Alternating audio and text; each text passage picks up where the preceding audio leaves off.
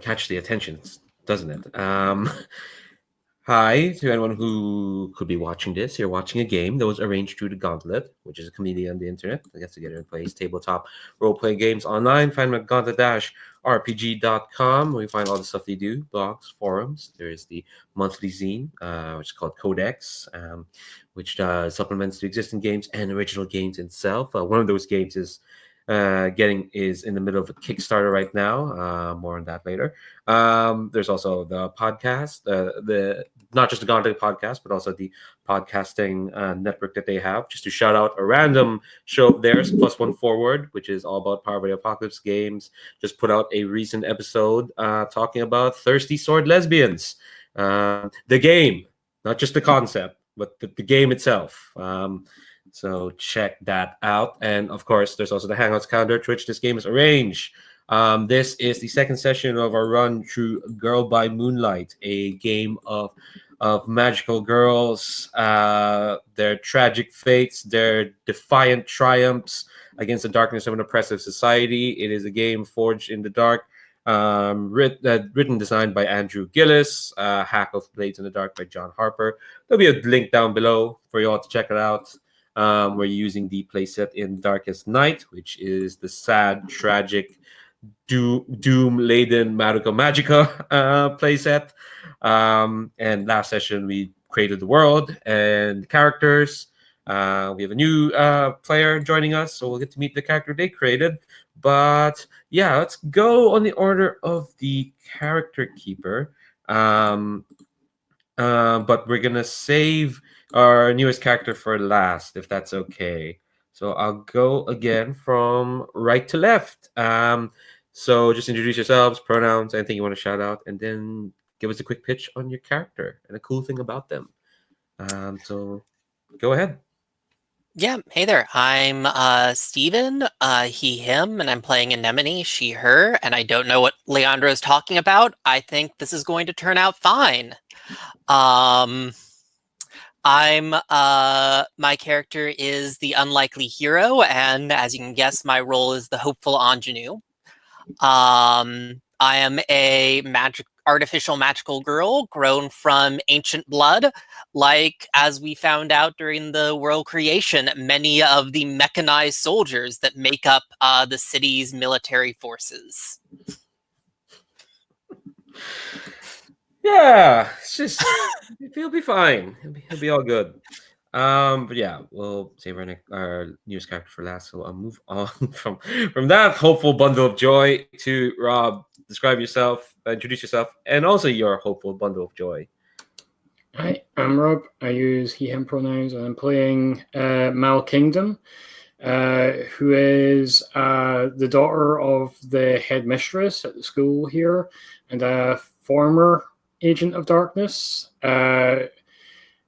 She is known around campus as the person who can get you stuff that is not approved by the faculty, or help you out with problems, like maybe get those maybe get the answers to the next week's exam or that sort of thing.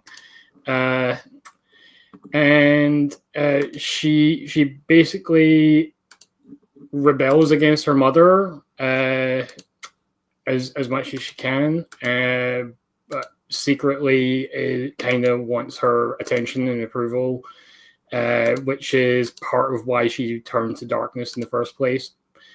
But she discovered that she has somebody that she wants to protect, her frenemy. I actually lost the name of the person, but they're basically the campus equivalent of Veronica Mars.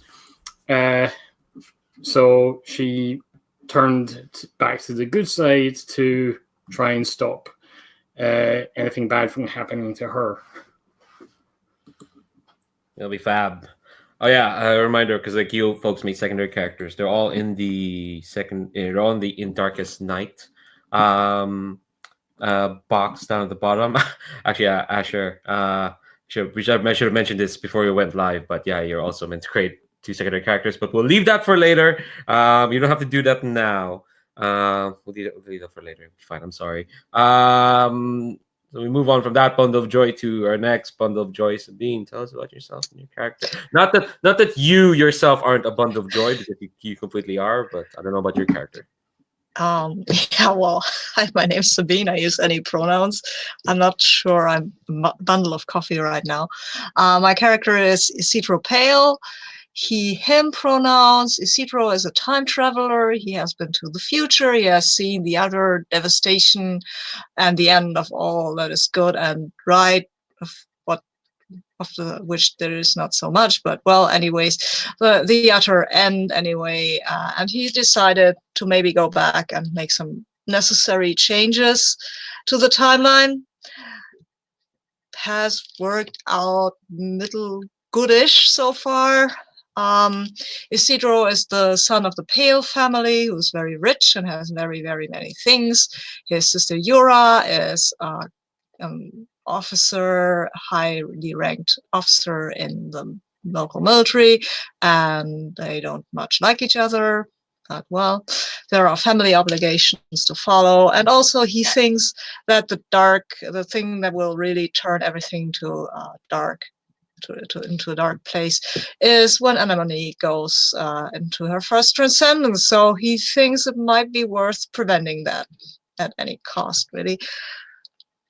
But otherwise, he is a very joyful and optimistic person. Not, but well, yeah, he's here. He's still fighting, so he kind of has to have hope. Yeah. Here's hoping. And last but not least, Asher, please describe yourself and tell us about your character. Hey, I'm Asher. They, them pronouns. I'm sorry you can't see me. I couldn't find the charger for my laptop, so I'm using my desktop.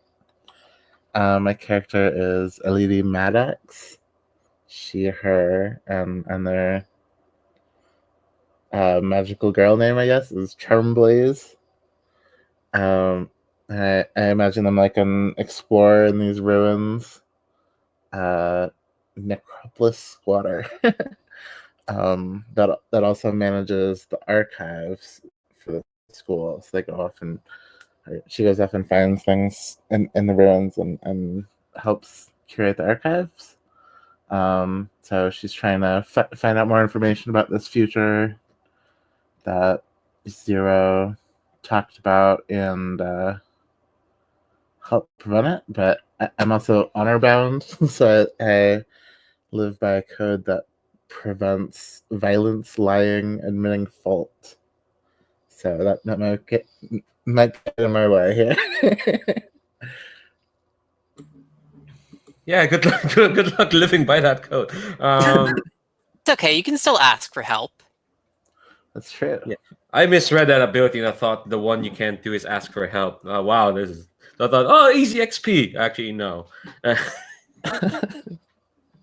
I think I won't have a problem with the admitting fault because I really don't like to do that.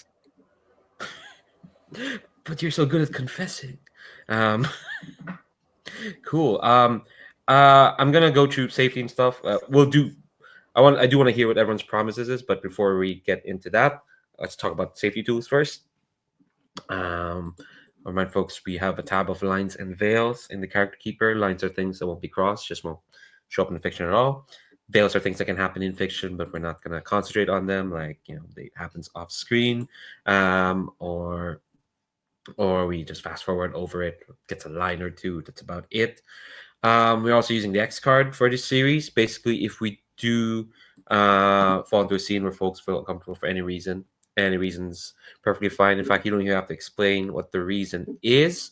You can say you want to X card that either on our chat or on the Roll for Party or on the video here. Or you can just say you want to X card something. I might ask what it is. Like, it could be anything. It could be a name, or it could be the tone of the scene, or just the scene in itself. I might ask the question what it is, but no one gets the question if the card is used. If it's used, it's fine. We'll respect that. We'll roll back and try something else. And finally, we have an open door policy. If folks need to step away from the table at any time, whether you have an emergency you need to take care of, or you're more tired than you thought, or even like this might be getting a bit emotional, if you want to pause the scene so we can all like come down from that, or even like you need to step away, you want to call a break, you can do that anytime. Doesn't matter what's happening, you can do that anytime. We'll pause and we'll we'll accommodate yourselves. So before we jump into like the usual before we jump into the usual like phase cycle of play in Girl by Moonlight, I want to hear everyone's promise to each other, because Girl by Moonlight has their characters make promises to each other as determined by their playbook, at least a type of promise. And if you struggle with issues thanks to those promises, you get XP. So let's go, left to right. Let's start again with our unlikely hero. What are your promises? Well, my naive promise is that I will save. Let me just. I will save Mal from the darkness within her, and my impossible promise is that I will prove to Ysidro that the future is yet to be written. That'll be an interesting conflict with Ysidro's promises, but we'll get to that. How about our guardian, Elidi? Oh, that's an adorable picture. What are your promises? So mine is to protect Anemone from harm due to her work, and also join Ysidro in protecting their future, preventing their future. Ooh! Can I pitch a change to your promise to me? Just Sure. because I think it might, if it plays, I will protect Anemone from hurting others.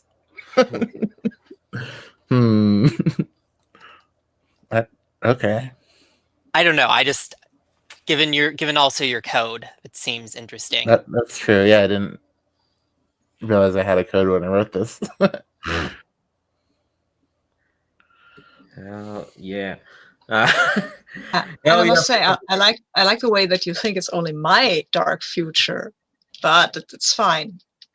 I mean, Ysidro thinks it's everybody's dark future. Ysidro, you just don't understand the power of love. I must confess that I do not. This is oh my god. You see, it's like the love that I have for you as a friend, and then I hug you. And Ysidro just stands there and takes it. This is not the right playset for this. You should have been in the Kingdom of Dawn, or the Sea of Stars, or even the Maze of Dreams, which is You see, weird... this is what makes the character extra tragic. Is my thinking. Oh my god. Okay. All right. Mal, what are your promises? So I just changed the wording of one of my promises. So to Ysidro, I will fight your future with all my strength. Wow. To Anemone, I will deny you your destiny. Oh my gosh. And Ysidro? Mine are to Mal, I will not let you fall into despair. That is a forgotten promise. I think Ysidro has not forgotten it, but he made it to another version of Mal, because there was another timeline when I promised that. So yeah, but I still hold it dear to my heart. The future Mal you skewered, as we established last session. And I am very sorry about that.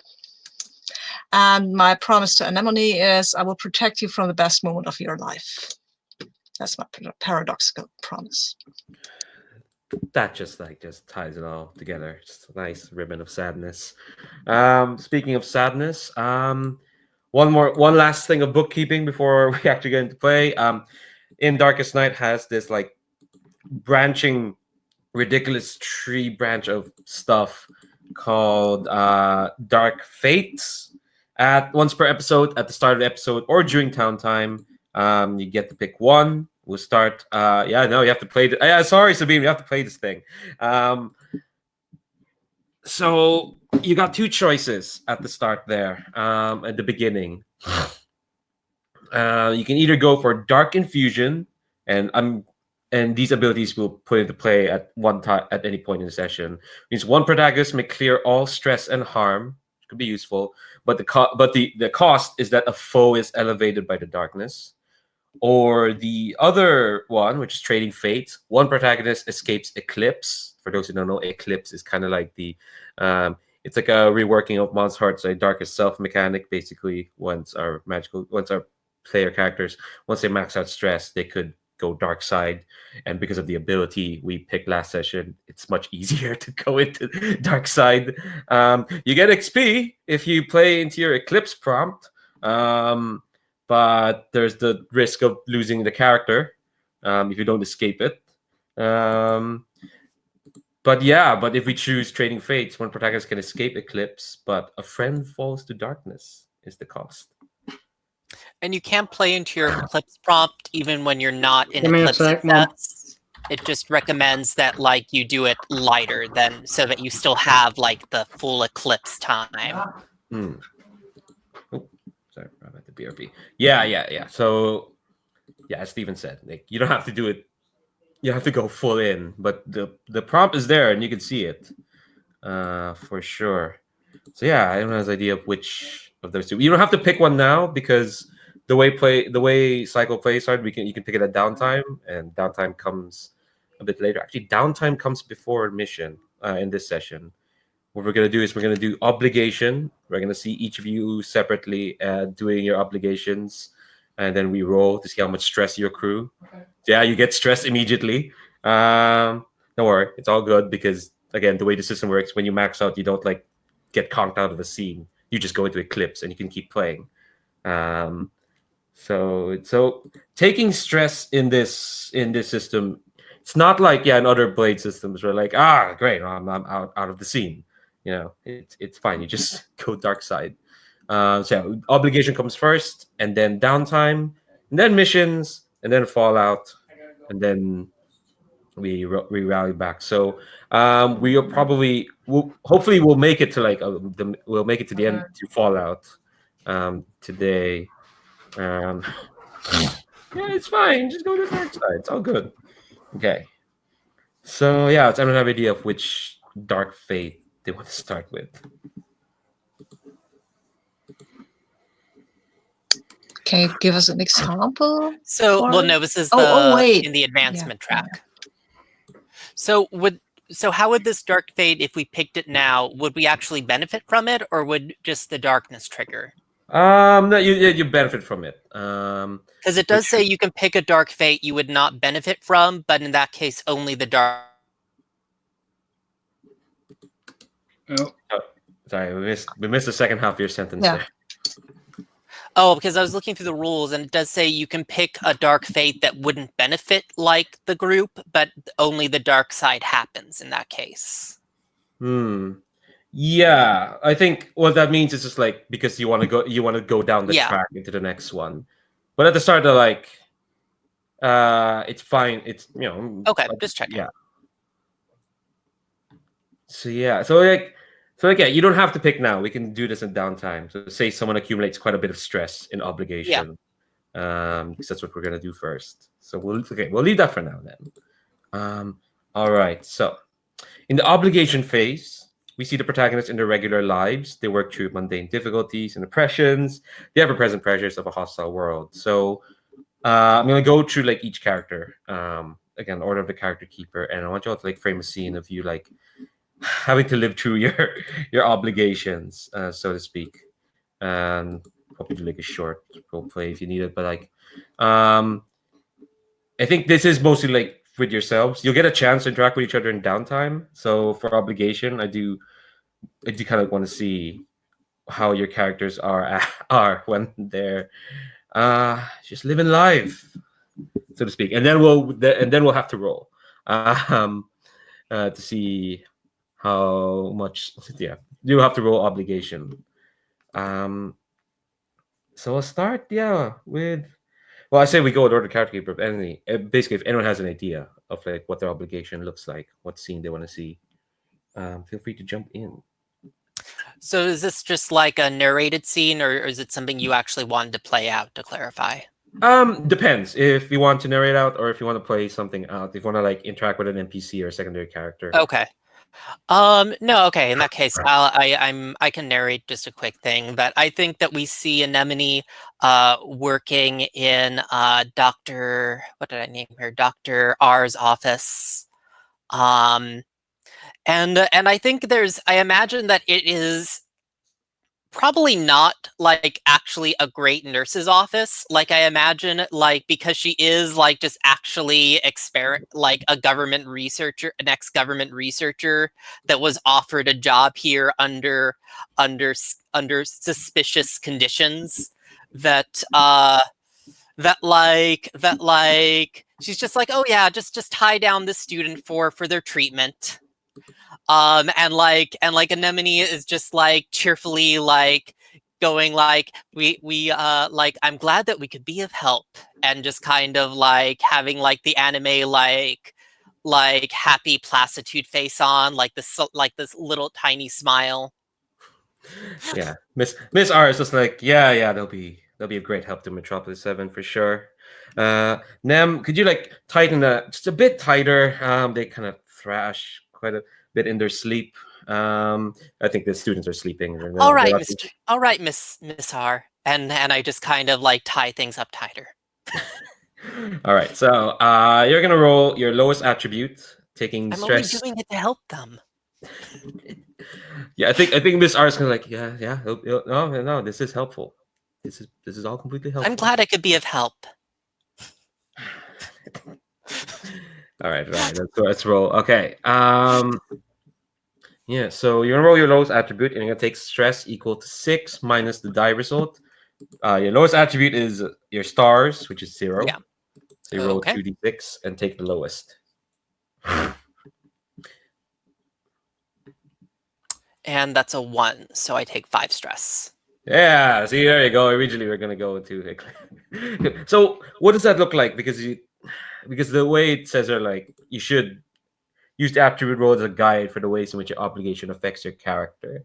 So, what is it about like this? Like, you can allude to something that happened previously or what's happening in the scene. Why is it like it feels like a lot of like Anemone? Is it quite a bit of stress? Right I now? think it's actually flashing back to that scene we established last session.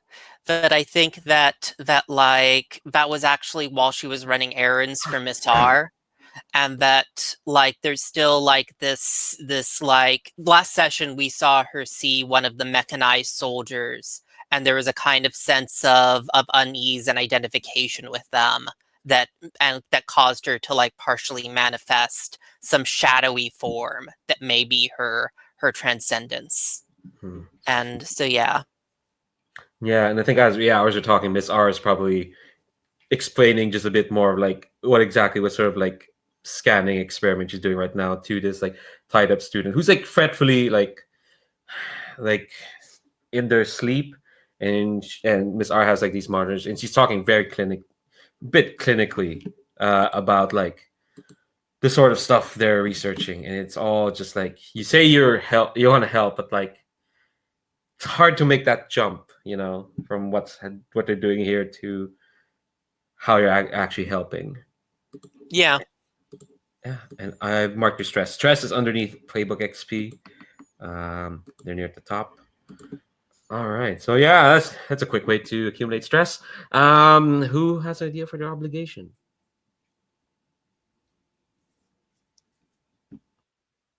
I mean, I could do a quick scene for Ysidro.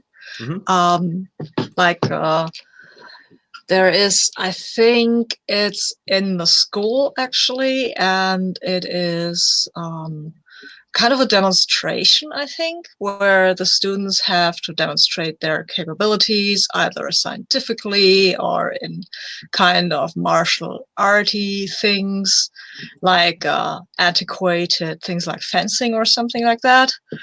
And for some reason, not very clear to Ysidro, he has been chosen to go fencing against somebody else. And his sister is there, and his mother is busy with things that are more important than children. But his father is there and looking on very critically. His father, you can kind of see that he has a medal or something, like he was a famous fencer before. And he's looking on very critically, and and that's probably what's going on. Yura is needling Ysidro about if he can even fence, and his father is like, "Oh, I'm thinking that we will see if you have inherited my genes." And then I think I should roll maybe for the stress to see how that scene goes. Yes, you're gonna roll with your lowest attribute. You have one in each, so you can pick whatever. There is like a suggestion of which one it is. If you roll with sun, your obligation involves scary people or circumstances, or is physically taxing. If moon is rolled, your obligation breaks your heart and drives you to despair. If stars is rolled, your obligation puts you under social pressure or sets off your anxiety. I think it's stars, because while Ysidro would never admit that, he is kind of scared of his family and their regard. So I roll. Yep. Yeah, I've rolled a 2. Wow. Ooh, so you Amazing. take 6 minus. Yeah, you take 4 stress. I take 4 stress. Wow. Great. Yeah. Okay. It'll be fine. It'll be fine. I mean, stars in their multitudes, they are scarce to be counted. They're just fitting the darkness for that order and light. It's hard to. They're looking down on you. I think. So yeah. What does? Yeah. Tell me with that result. How does Ysidro fare under the gaze of his family? I think he fares pretty badly because he has not the slightest idea how to fence. He will reset the timeline once or twice to keep from being totally run through or anything. But at one point he realizes that he's just too bad as a fencer to go up against somebody who's really good.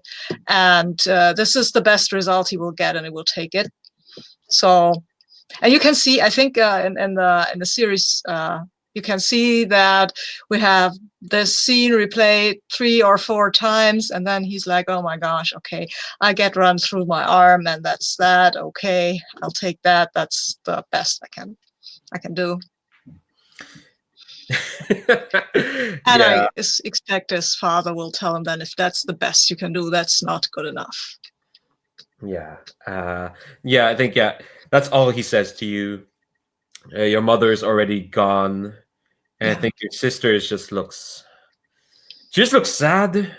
Like she's worried for you, I think. She looks worried. Like, come on. That's even worse. Yeah, okay. And I will try to make a snarky comment that falls a bit flat. Yeah, she's not having it. She's kind of like you try to land your snarky comment, but she's just like a stone wall of disappointment. And I feel like a stupid teenager at that point. And I'll take it back. I reroll the timeline. And I think that in this reroll timeline, her disappointment is still the same. It's just that because you have nothing to say for yourself, like you're not even you can't win basically in today. At least it didn't make my fool out of myself with a snarky comment that nobody knows now. Just you. All right. Yeah, geez, you already get stressed out. All right. What about Elidi or Mal? Do we see if their obligation? I think we see Mal like in one of the quieter areas, like maybe on the school roof with another student, and she's got like vouchers. I think like they're vouchers that allow you time off campus, sort of thing. And she's basically trading these for cash. Oh my god. All right. So what's your lowest? Your lowest is Moon. Hmm. Which sorry, I'm bouncing between different tabs here. Yeah. Let me just find where is that. Oh, well, that's how I'm rolling.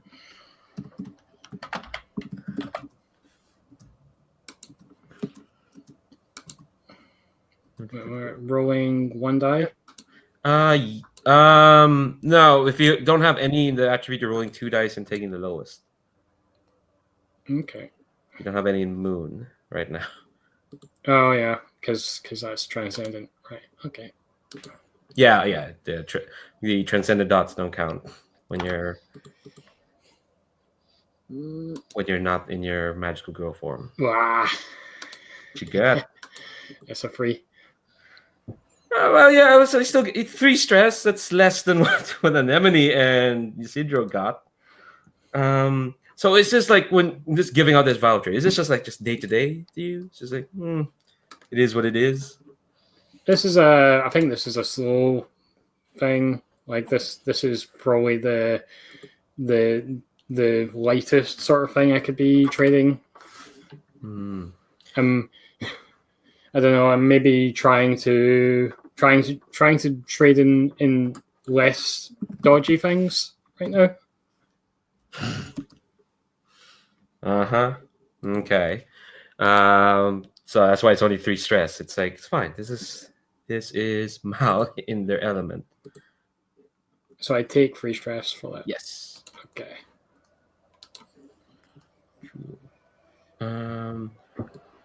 And Elidi, what do we see of you like going through like your obligation?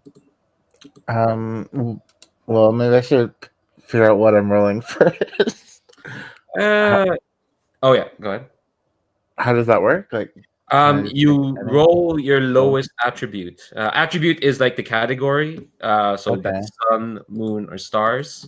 All of them right now are at 1 because you have at least 1 action rating. Basically, attribute is calculated by how many dots you have on the leftmost column. Sorry, I'm just like Oh, so stuff okay. like that. So all 3 of them are at the same number of dice. So you can pick whichever. Really. It's basically a scene showing your commitments in your day-to-day life when you're not off being a badass magical girl. Right. So I think it has to do with the archive, and I'm like collecting specimens or whatever for the archive, like sanding off things and meticulously cleaning, and like next to me there's a party going on, you know. It's like the tickets that Mal was selling. Well, Mal was selling like vouchers to get off school grounds. That was it, right, Mal? I mean, we could say like there's probably a party happening near the archive. Yeah. A lot of noise. You poor thing.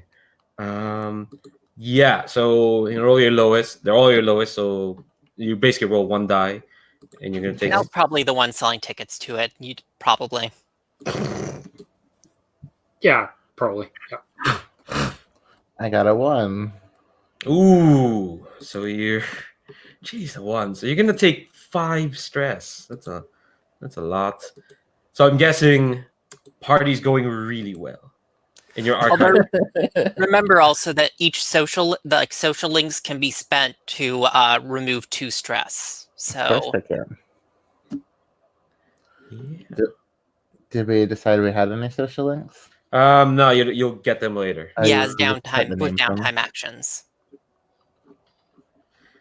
Yeah. So all right. So that's a nice snapshot of your day to day, and then we go into downtime. Yeah, we do downtime first. Fancy that. Because normally Forge in the Dark you do missions first and then downtime. But all right. So downtime. See, here's a tricky thing. I ask you, Steven.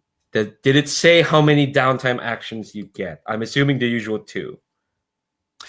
Yeah, I think it's the usual 2. Yeah. Let Does it me explicitly say that's that's what I've been trying to find. obligation. Oh wait, no, yep, it's 2. Yeah. Yeah. Although I get 3 because I'm the unlikely hero. Okay. So yeah. So after obligation is downtime. Basically, this is you all working to either like prepare for your next mission, which is usually fighting the darkness and whatnot, or trying to help each other out, or just having scenes with each other. There are. Ooh, sorry, I need to find that spot in my. There are 4 different downtime actions you can do. One of them is in regular Girl by Moonlight, it's a social link, but in this playset, it's replaced by have a disagreement. Uh, you don't have to actually have a disagreement. It's going to be just a charged scene. So that's one of the actions you can take. When you have a disagreement, you pick another protagonist, describe the topic of your discussion, ask the other player, is this something your character feels strongly about? Then take a moment to play out the scene. And then you're going to mark 1 stress on your sheet and then make an appropriate action roll. Both characters, and then we figure out how many social links you get from that roll. So that's one action. The second action is help a friend recover. When you help a friend recover, describe how you're supporting their healing process and roll an appropriate action. This is for healing harm, which none of you have at the moment, so we don't have to do that. There's investigate the darkness. When you investigate the darkness, describe how you are seeking information and roll an appropriate action. We're going to treat this as a gather information, but with the additional benefit of advancing the investigation track by 1 plus your result. There is an investigation track. It kind of determines what kind of tiers of mission you're going to be given. Right now, you're all tier 1, so the only missions you can do are hunt a creature of darkness, which is as it says, and securing your hunting grounds. When you up your tier, you can do stuff like seek answers or steal power from the heart of night. Right now, you're only at tier 1, but you can investigate. When you investigate, you'll up the investigation track. And there's also work on a long-term project. Basically, a long-term project are kind of like ways to break the game. Kind of, you tell me what you want to accomplish or what you want to achieve, and then I'll set up the size of the project clock. And then when you work a project, roll on that action, and we're gonna mark progress on that clock. So yeah, so those are the 4. Downtime actions. I'm gonna make a list of them, put them in the sheet for next time. But yeah, you have 2 actions. So anyone has an idea of what they want to do? Yeah, for my first downtime action, I'd like to have a disagreement with Ysidro. Okay. About my role in the apocalypse. And is this something you feel strongly about, Ysidro?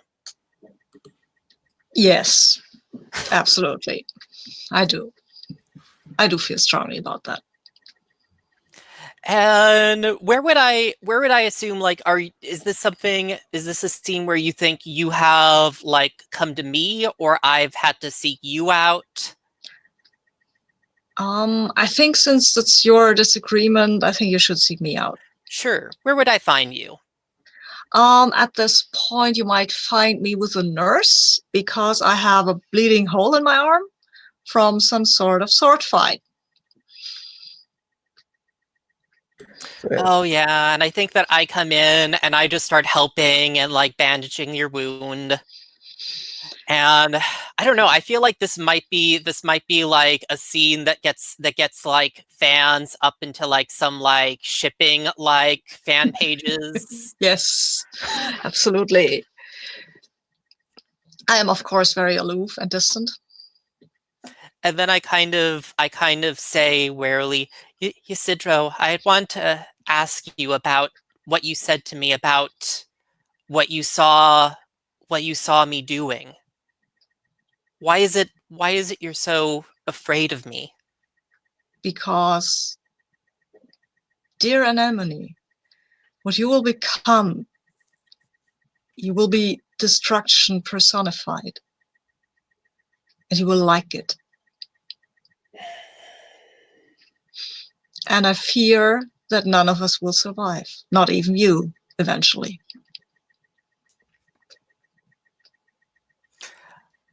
I kind of look down and I say, I admit I feel something something within me that sees this whole world as just so unjust, so without redemption.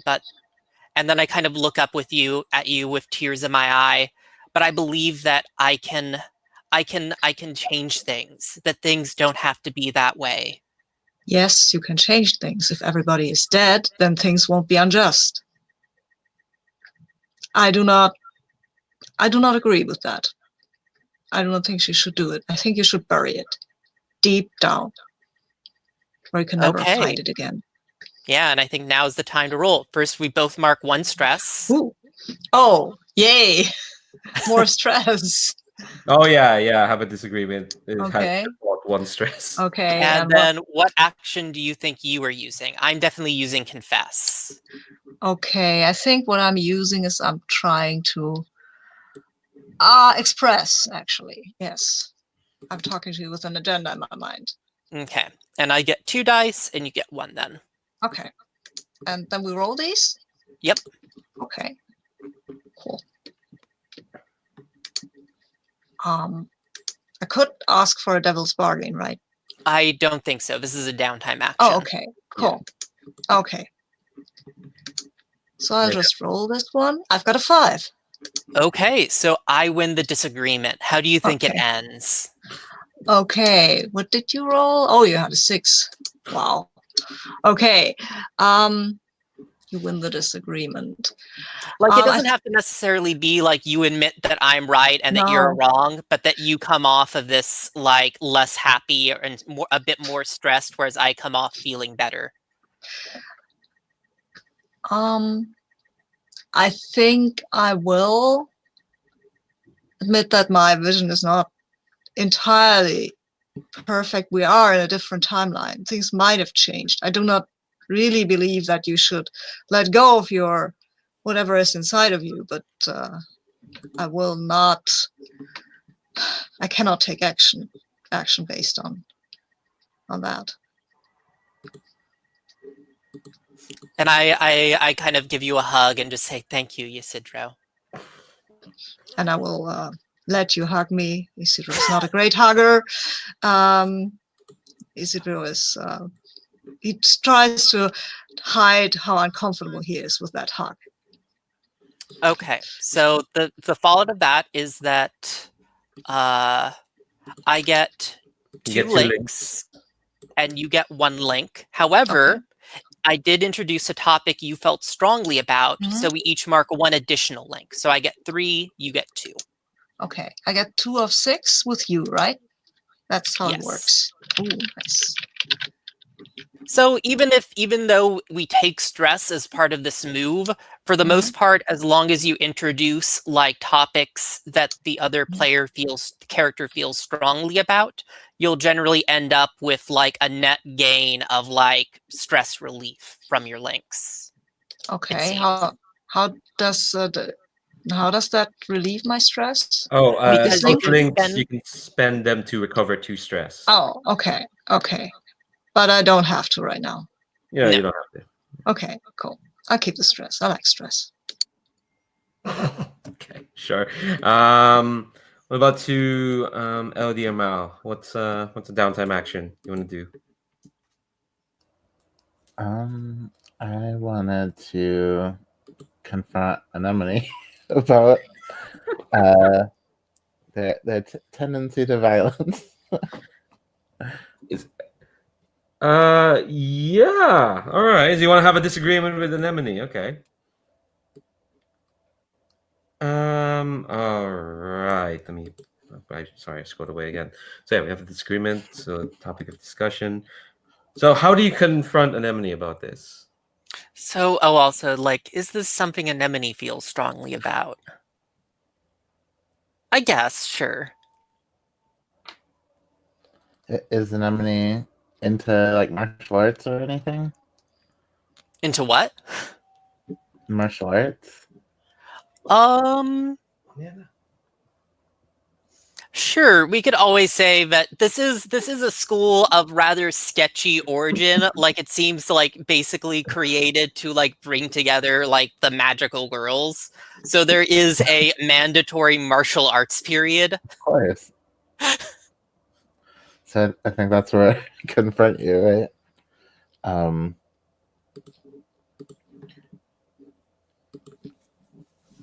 I think my tact is like, martial arts is just for for stress relief and exercise. You don't actually hurt people.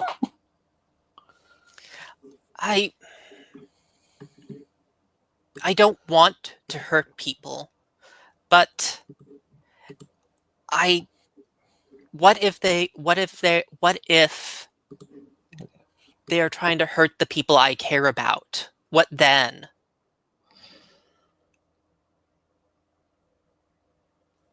What if? Well, we have procedures for that.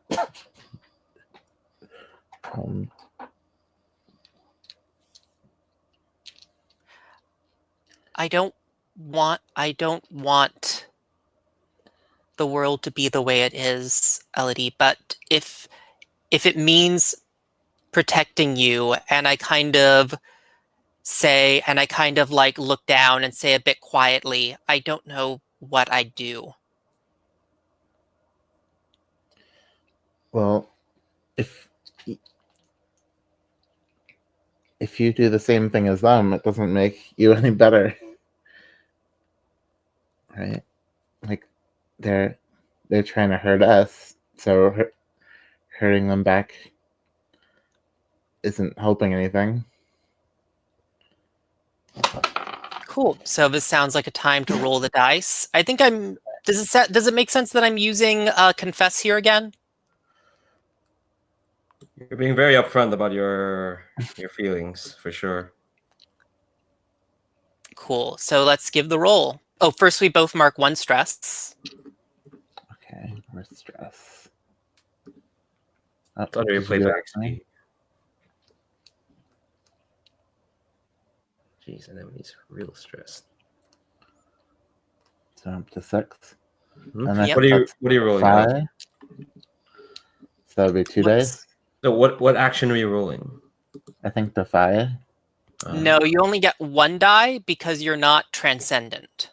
Okay. Yeah, those dots in that color. I just get 2 dice because I'm just really good at arguing with people. It's Right. a special ability. Like it's just part of my class.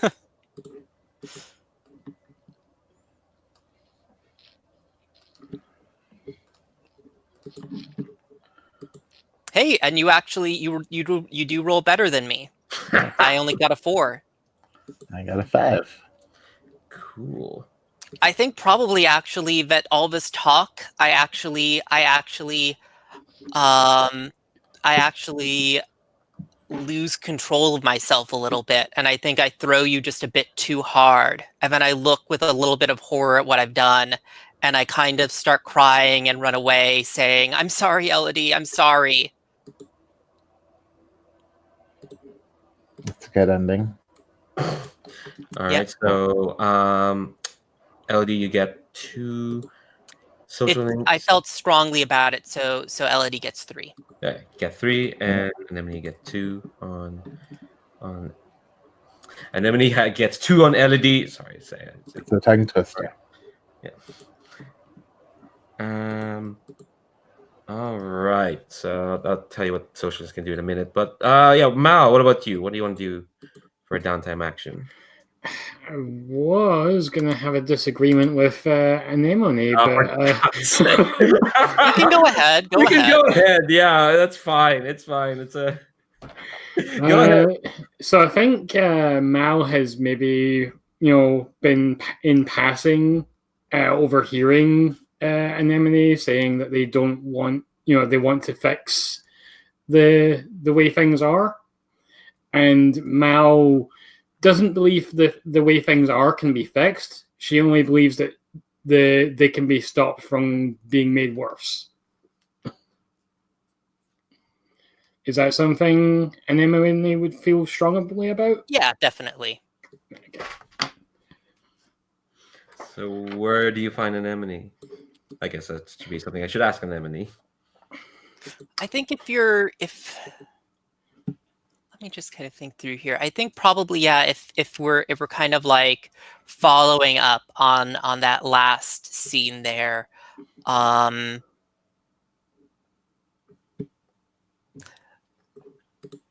like perhaps you find Anemone in her room at the school, and she's been crying because of what happened with Elidi.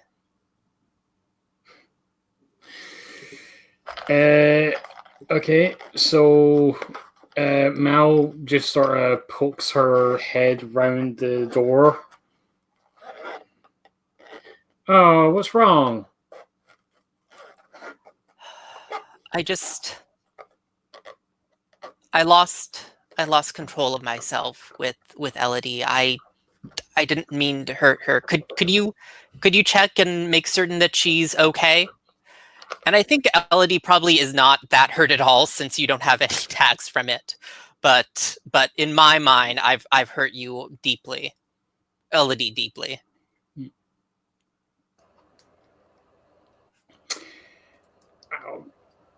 Well, You've hurt our friendship.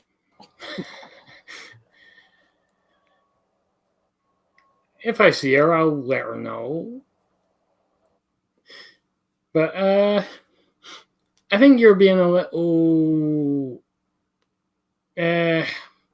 hard on yours. No, ambitious.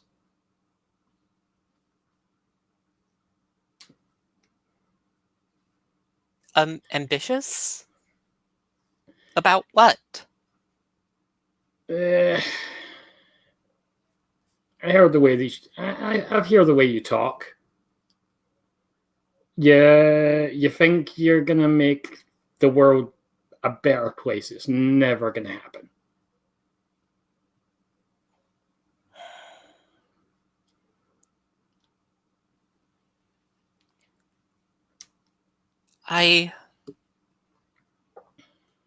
Now I know that you're new here, and that for a while you had let yourself fall to the darkness. I know that, and I know that because of that you don't have that, you've lost that sense of hope for the world, and I kind of rub away the tears. But I want you to know that I'm here for you, Mal. That I won't let that happen. And I'm rolling forgive for this action.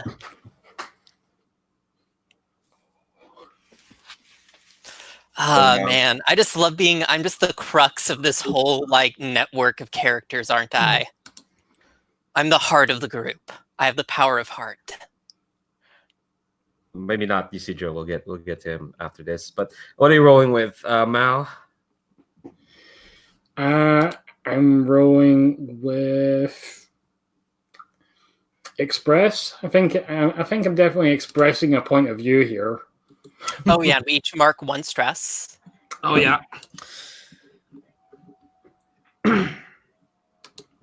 I did spend one of my links with Ysidro, just so I don't go into Eclipse as a result of everyone wanting to talk.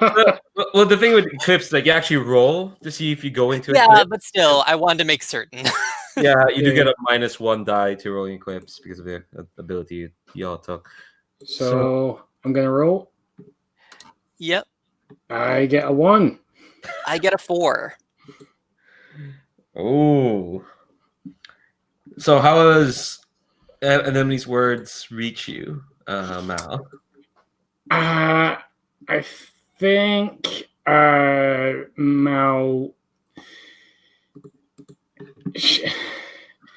I think Mal is caught off guard.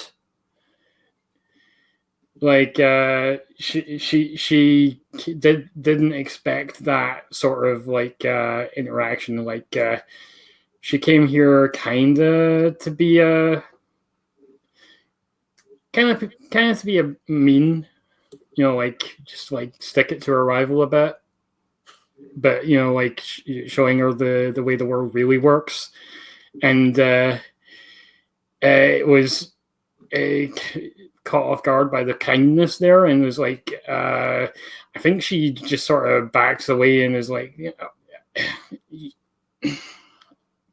you're you're hopeless, and just she's like kind of touched by it, but she doesn't want to show it.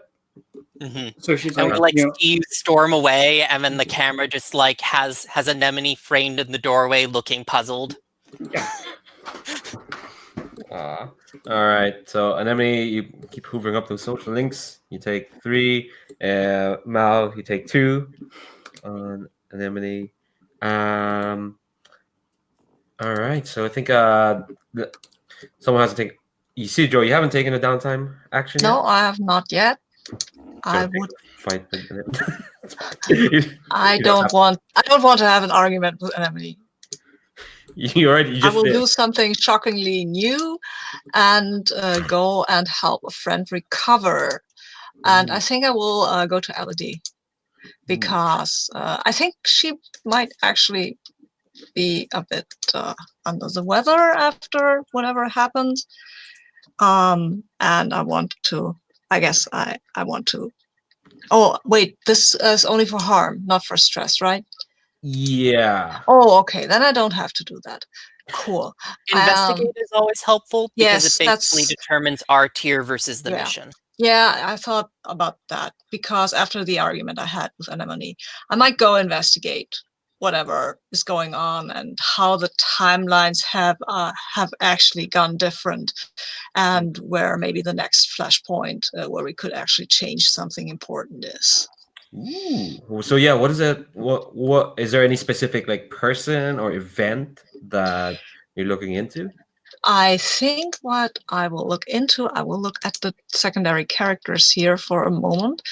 I will look at the nurse, because I realized that there is a certain connection between her and Anemone, and that she is doing experiments on people, and I think there is a potential for stuff to really, really go wrong. So I will go and investigate what's the connection here, and how can I, what can I do to keep her from sticking Anemone with needles and performing experiments on her, because that hasn't happened yet, I think, but it might. Might. Yeah, so this is effectively a gather information roll. You tell me what you're gonna roll the appropriate action. What do you think this action is? I think I would like to do I have analyzed, so I think I might need to use that. Search beyond the surface presentation of the world and discover secrets. Might study an ancient book for information on magical rituals. No, I don't want to do that, but I want to break into her computer and hack the data and see, or maybe not break into her. I'm not a hacker, but I might just when she's distracted, go and look at her data and see if she's done anything to Anemone, and if so, what. Cool. All right. Roll. Roll 1 die. Analyze. Yeah. It's just 1 die. I've got a 6. Wow. Ooh. So yeah, on a 6, we are gonna advance the investigation track by 1 plus your result, which is 3 segments. So it actually goes up by 4. Wow. Hold on. It's in the darkest night. Hold on. 2, 3, 4. All right. So the director, which is me, will describe what particular insight you get, so gather information, and with the 6 you get 2 questions and 1 follow-up, so you get 2 questions and a follow-up to one of those questions. So here's kind of what happens when you break into the computer. The thing is, Miss R is smart. She's not going to leave out the most the juiciest secrets out there, although partially it's because navigating her desktop is a hellhole. It is exactly like that Dr. Lady Into the Spider-Verse. That's what desktop looks like. So a lot of files upon files upon files. So good luck navigating through that. But I think what you kind of find is that your school is, I mean, you already know it's a flashpoint, but here's the thing that kind of like coincides with what you kind of learned. And I think it's almost, I kind of imagine we cut this scene of you looking at your computer of you standing in this exact room in the future, but it's all ruined and decaying, and just like a lot of like abandoned beds and broken furniture, and maybe this desk is smashed in and is covered in this black ichor substance. And then we flash back to you on the computer, and I think what you see is just like, I mean, your family, specifically your sister, isn't just here to see you. Obviously, they're very efficient family. They multitask. They're not just here to see you. They're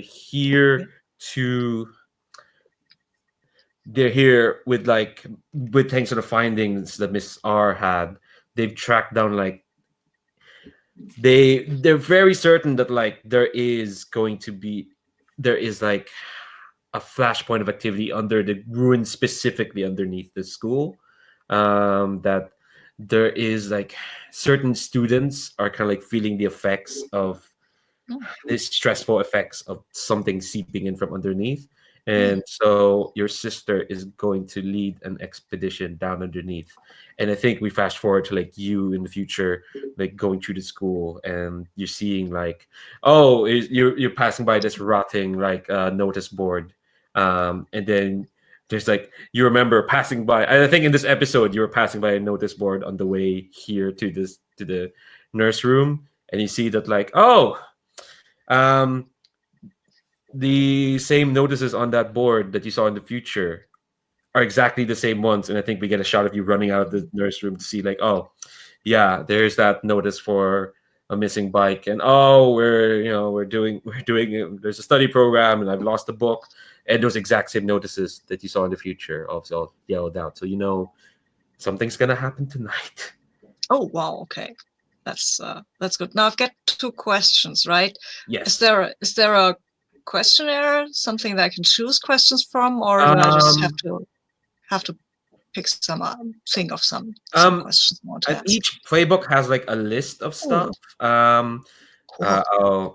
But those are like suggestions. I'm gonna put it in the chat. Okay, I can call up my playbook.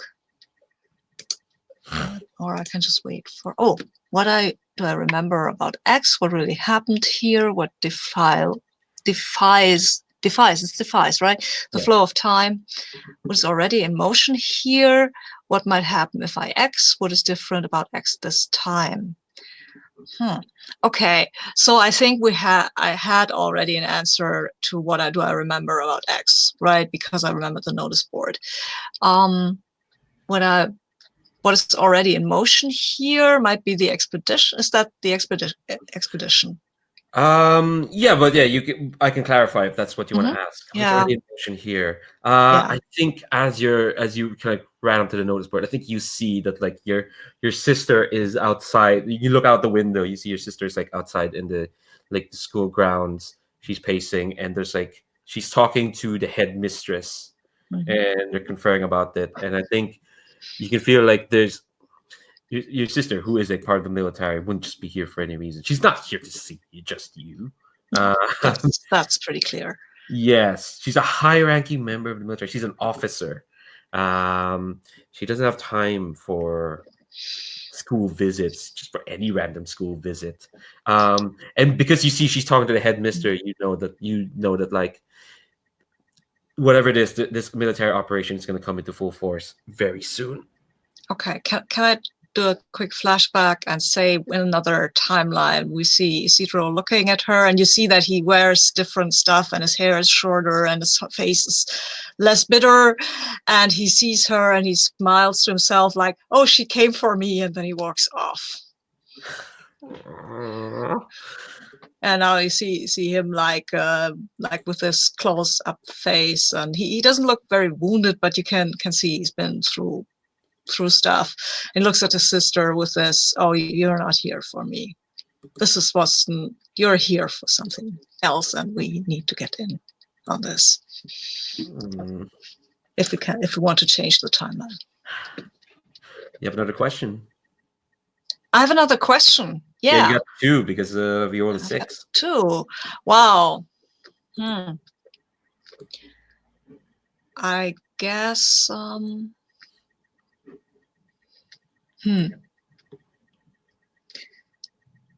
mean, I really want to know what really happened here, or what it really was going to have happened. Yeah. That's beyond my range of English, but I think we get shots of like, I think this is all just coming back to you. Well, in the future when you're searching through this old ruined school, I think, and then you probably talk to some other survivors about what happened here, about what happened in school, and they said that something majestic bloomed in this place. Someone majestic bloomed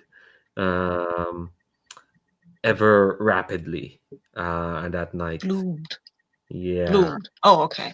Yes, bloomed. Oh no, that's not great. Yeah, and I think you kind of piece it together, but you can't piece it together, but I think you know who that person is. You're kind of like, well, I don't know. Are you friends with Anemone? I'm not sure. I think, yeah. I think I've tried to be friends with her at least, because keep your enemies close, keep your friends closer, or something like that. I feel like it's the opposite, where you've tried not to be friends with Anemone, and Anemone just wouldn't let you. Yeah, I like that. Yes, exactly. Cool. So the military is mounting an expedition, and that will lead to Anemone blooming. Blooming, yes. Cool. But I don't remember going in with her, right? No. Okay. So maybe that could make the difference. Maybe if she blooms, maybe I can travel back. Who knows? We'll see. But we know stuff now. Or I think we do. All right. I'll roll back to well, who else has each of you have one more downtime action, and Emily has 2 more because go ahead. Do we want to take another break? Oh yeah, we are here for be a good time right now. Yes, I think. Let's take 5. Cool. Yes, and then BRB.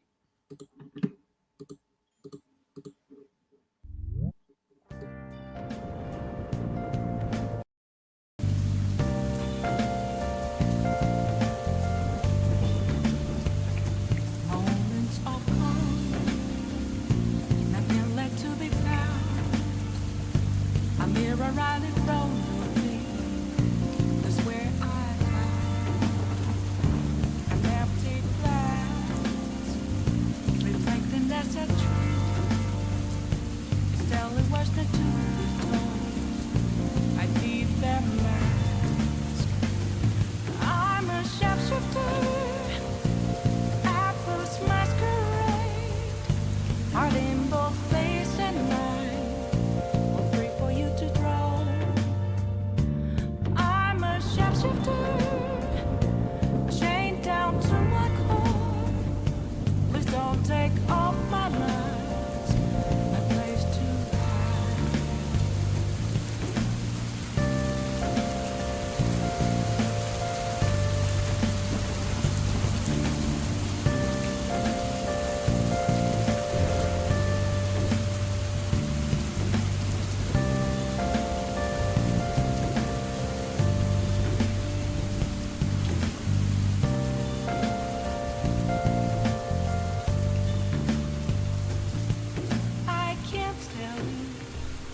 How to see me? Just a cage of bones. There's nothing inside. Will it always be burning down the walls?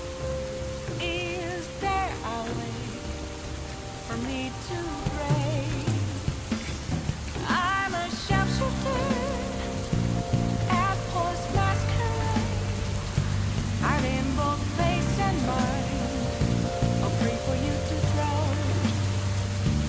I'm a shapeshifter, have no face to show. Please don't take off my mask, light the sky.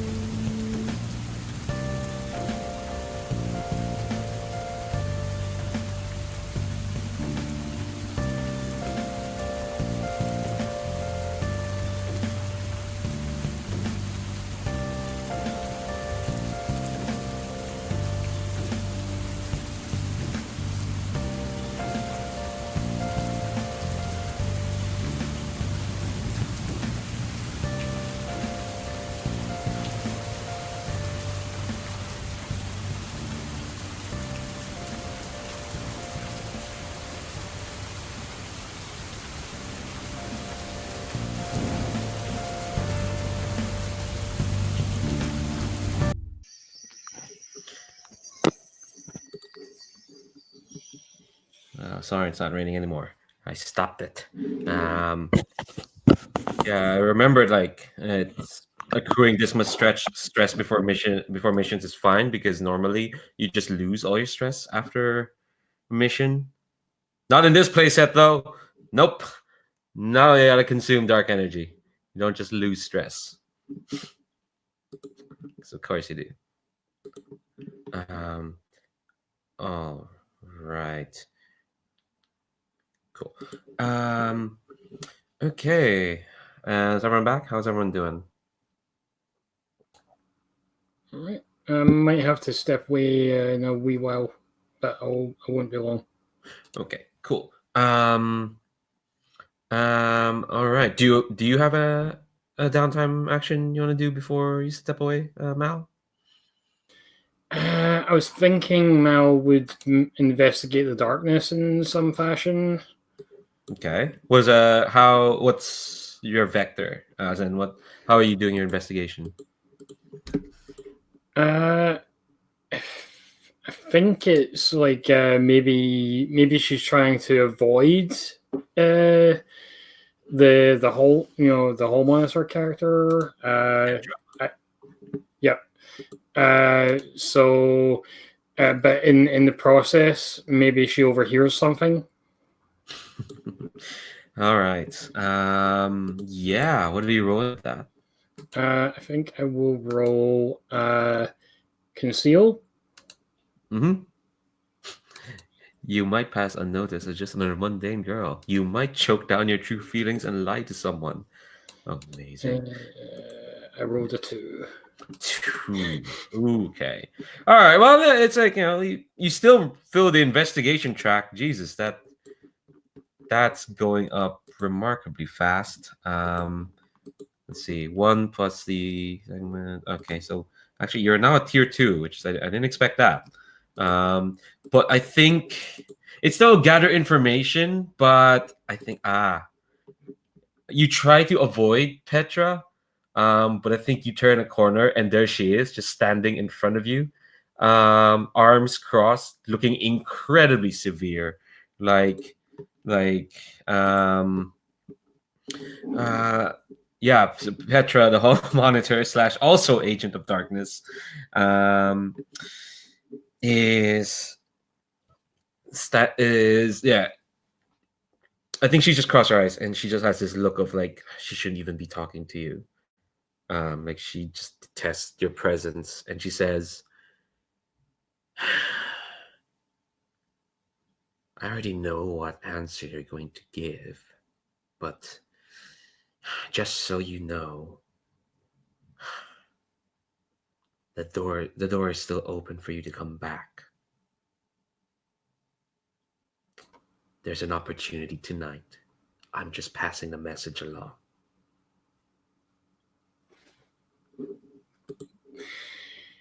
Pretend I'm interested. What kind of opportunity?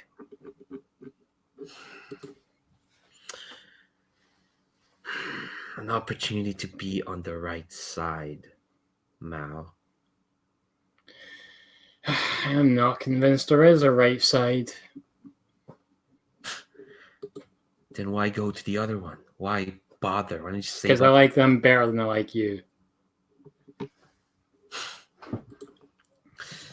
All right. So you get one question, I think. Oh, let me look up gather info. Yeah, you get one question.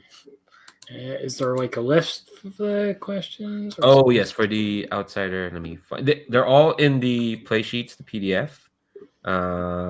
It's underneath teamwork. Hold on. Let me put the questions. And yeah, there's kind of suggestions. Steven, you're muted. I think the music is still playing for Asher. That's weird because it's not. Yeah, because I stopped the music. That's really weird. Asher, you might. I don't know what type of do. Okay, so the question I would like to ask is, what's really going on here? Yeah. I think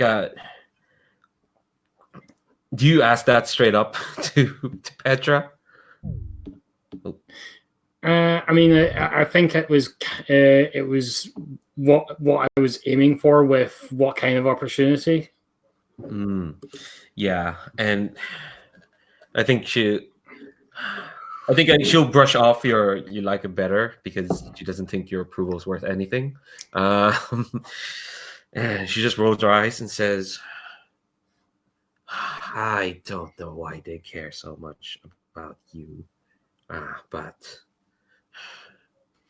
let's just say that we might be getting a new ally soon, or at least starting the road to getting her on our side." Oh, so you want me to help you find my replacement? Is what you're saying? That's what I'm saying. What they're saying is she doesn't have to be your replacement. She can be your partner. I work fine alone. You'll die fine alone. She tries to say that, and she intends, because that's a malformed sentence at best. I think yeah. The literally Mal just laughs like at that response.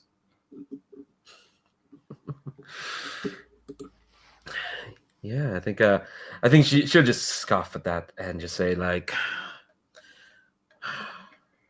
"Well, they say think about it. I don't know what you've said, so I guess I'll see you later."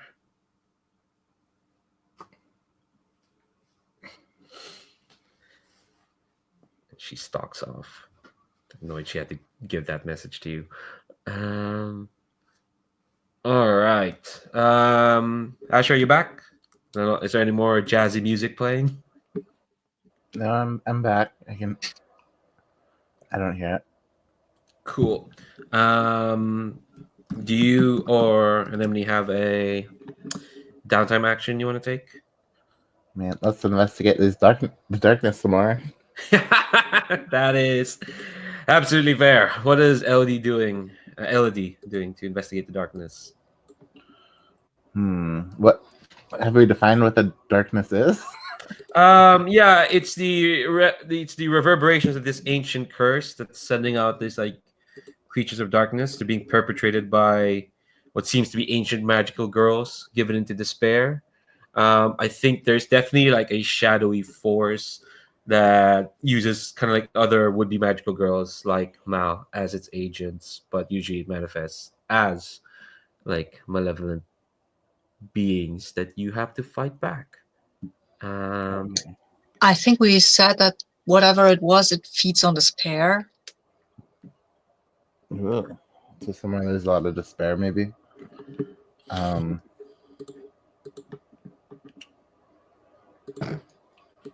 don't know. I'll check out the cafeteria and look at everybody making fun of each other. Okay. All right. Yeah. So, what action rating are you rolling?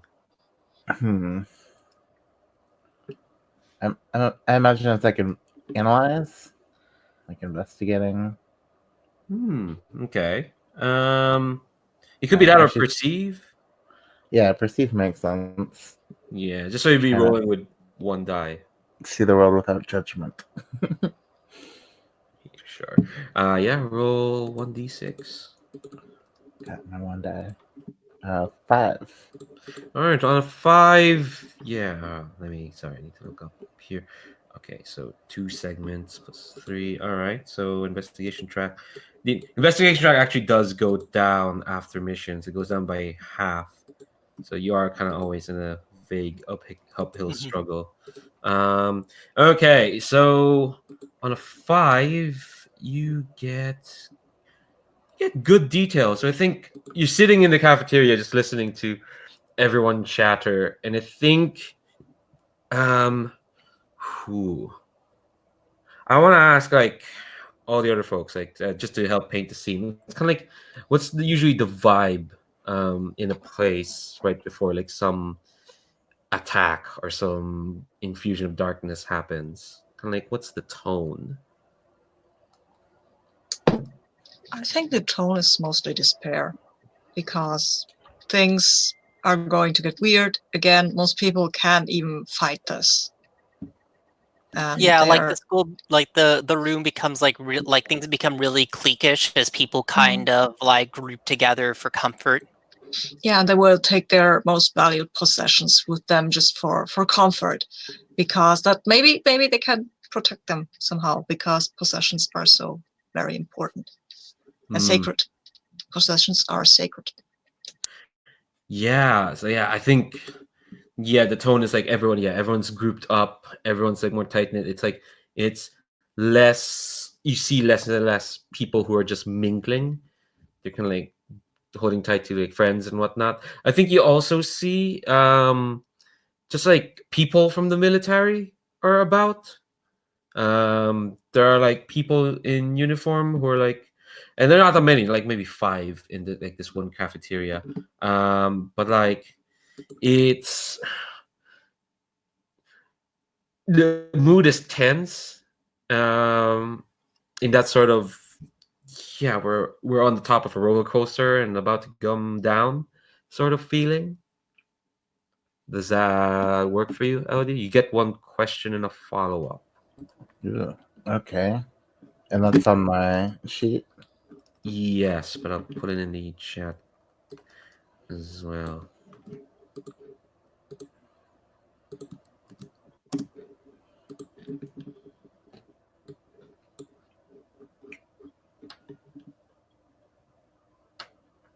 I like who will my foes try to single out. Right, to gather information. Ooh. Yeah. Yeah. I think can we say, Anemone, that this is the moment like you walk into the cafeteria? Sure. Yeah, and I think Elodie, you'll notice like the military folks, their eyes kind of like aren't leaving Anemone when she like walks in.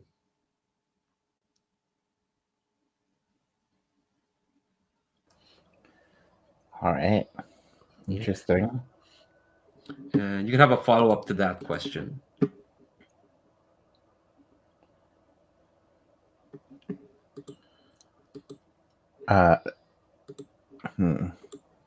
If you don't have any, that's fine as well.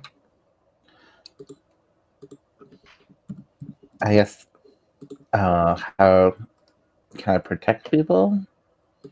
Or something like that. Yeah, I think. How can I help her? Oh man. Yeah, that's tough. I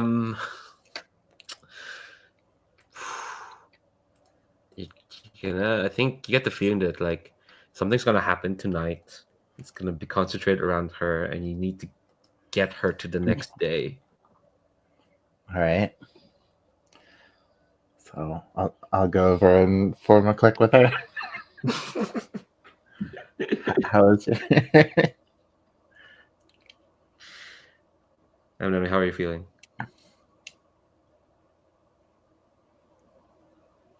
You said Elidi, or did you say Anemone? Yeah, I said Anemone. How are you Sorry. feeling? I'm feeling okay. I'm feeling. You know, the vibe is bad, but I'm sure cheerfulness will help things out. I was about to go have lunch with Petra. We're very good friends. Of course you are. Of course you are.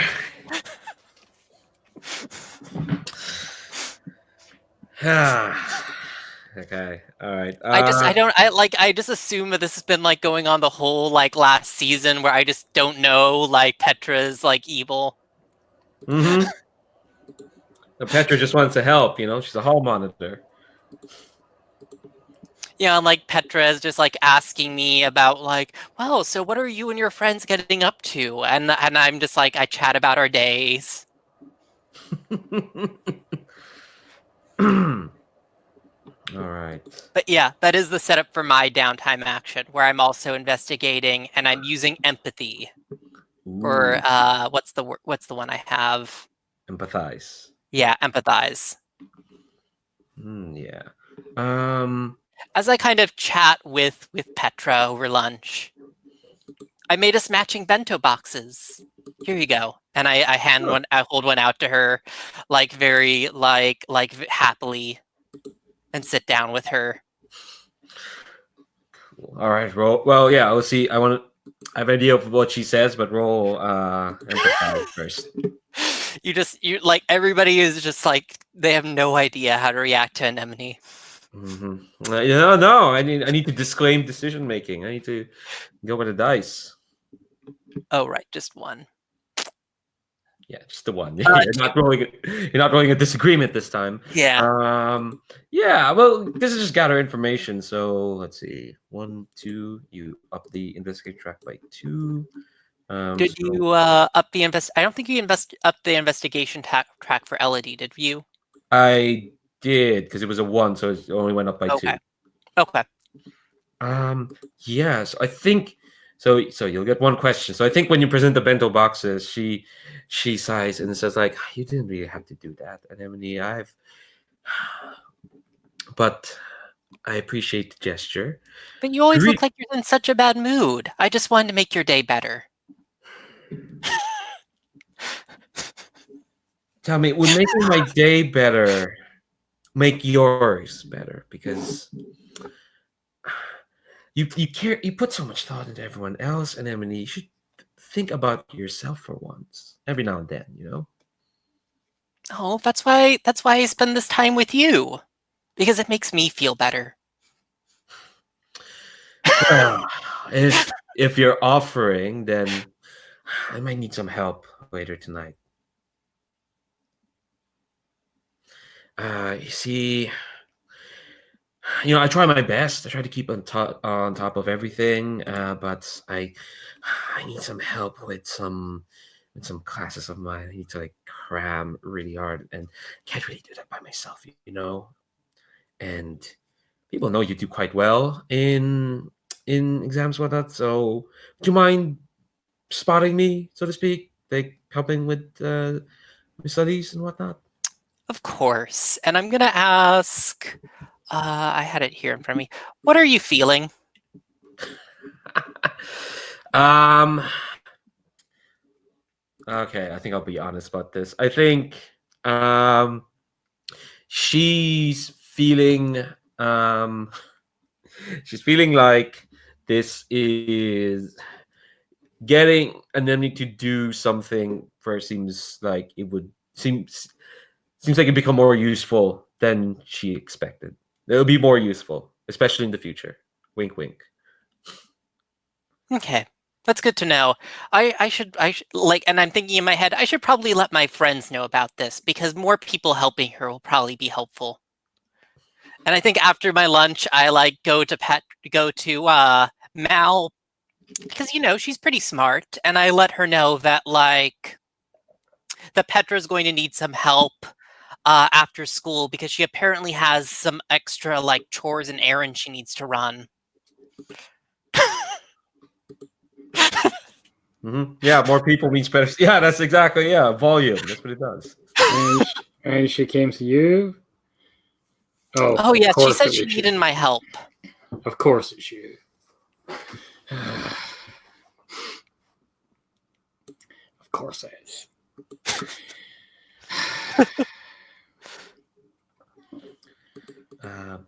Oh, and by the way, and then I pull out yet another bento box and I hold it out to you.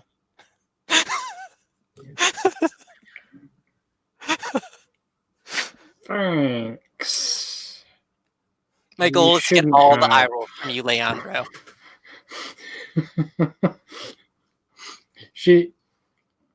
Mal like begrudgingly accepts it, like free food. She's not gonna like turn it down. But thank you. Welcome, and I give you a hug and then leave.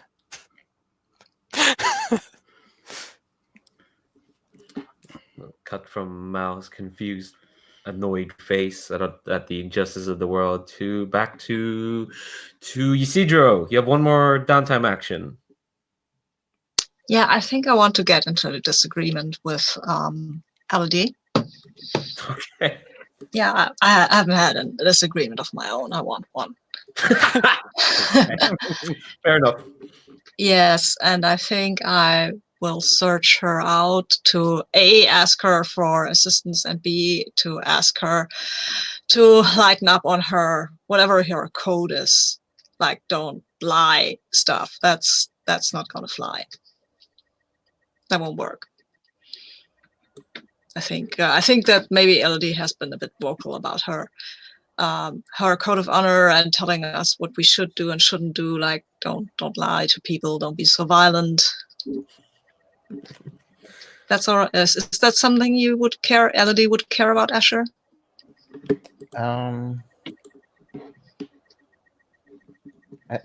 I suppose so. You're seeking me out. Yeah.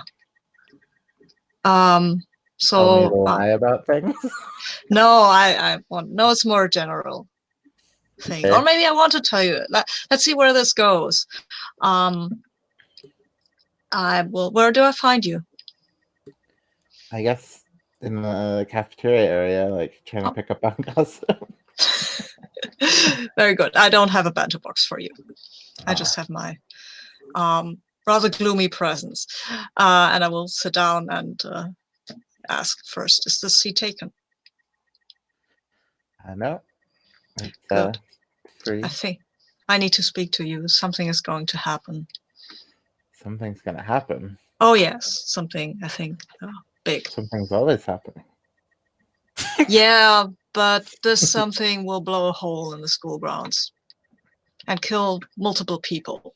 So I think we should go and, manifest our powers to drag back whatever wants to attack the school. You know what this is? I'm not sure, but I'm pretty sure that it would be dangerous, and it might turn Anemone to manifest her powers, but I also am quite sure that if we don't take her with us, then she will absolutely, somebody else will, and she will manifest her powers. We shouldn't tell her about this. She shouldn't know.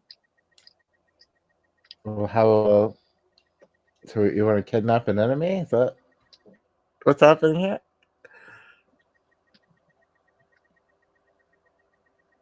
I just. Sorry. No, we can't tell her. We can't tell her the truth. So we have to kidnap her to keep her safe? Is that? No, we'll just tell her that she needs to come with us, and or maybe we should tell her she can't come with us, because knowing her, that would be the total reason that she would. Well, she just punched me in the face, so. Yeah, she's pretty good with the punches. I think that is good, though we might need to punch something in the face to prevent stuff from happening. But we need to take her with us. Hmm. And I know you said that we shouldn't lie to people, but I think in this case it's justified. Well, it's not exactly a lie, is it? Like, Well, yeah. we don't know if we should tell her to come with us or not. Well, I think we should tell her to come with us. And we should tell her that will be totally fine. And it won't. Or maybe it will. I don't know. I can't say. We shouldn't tell her everything. We can't. Okay. I'll not tell her anything. Okay, so we're not having a good disagreement here. Just as a player. Right. Well, you might be going against another thing, right? And you don't ultimately end up needing to have an argument, but we still make the roll to see how you come out of it. Okay, then I'll All roll with express, I guess. Do I choose a different one, or do I have to use? You can Can- pick whatever you think you Yeah. used. Okay, so I guess empathy.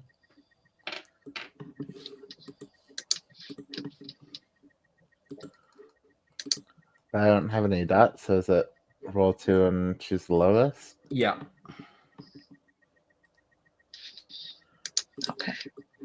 So I'll roll just my 1 die. Oh, I've got a 2. That's terrible. Oop, I accidentally rolled too many.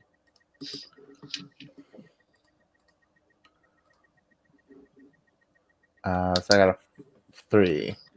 Oh, then I guess we both take a stress, right? Mm-hmm. This is a very stressful day. Um, That's and since I think you take 3 social links and I take 2, right? Mm-hmm. If I'm understanding this correctly. Okay. So I take 3 Yeah. Ysidro?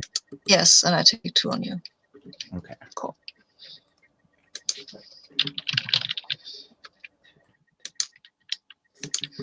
Okay.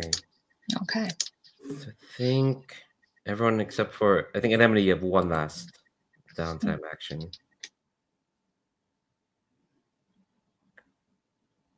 Anemone? Yeah, I was just thinking. I think because I already have so many social links and the investigation track is already pretty far along. It's fine. I was just thinking of like what else I could Roger? do with my time. And I think that I is that we basically see in like that this is again just introducing things that happened last season. That last season, Missar had given me this kind of old-looking mirror that kind of has a motif of like rose vine thorns, just to play into the whole like the thing that is transgressive as nature. But I think that we kind of see a moment of me looking into it and trying to see something within it. And I'm going to roll empathize to try to understand the nature of my ancient blood is my long-term project. Cool. I'm gonna say because we're gonna have 2 sessions after this, it's gonna be a 6-step cock. Sure. That'd be nice. And I will manifest that in the roll for the party. And I get a 3, so I advance it 1 tick. Yeah. So what do you see? And why is it you don't see as well as much as you want to?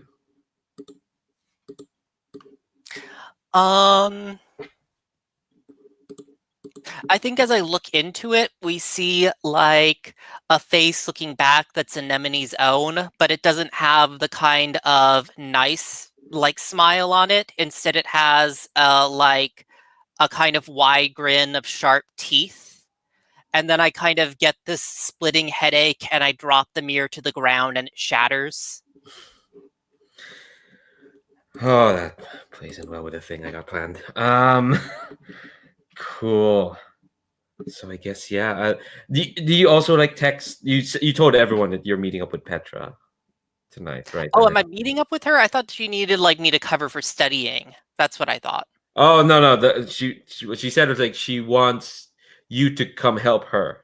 Oh yeah, of course, because she said how much help she needed. So Oh, she needs a lot of help. yeah, So yeah, just I come let over them you. know.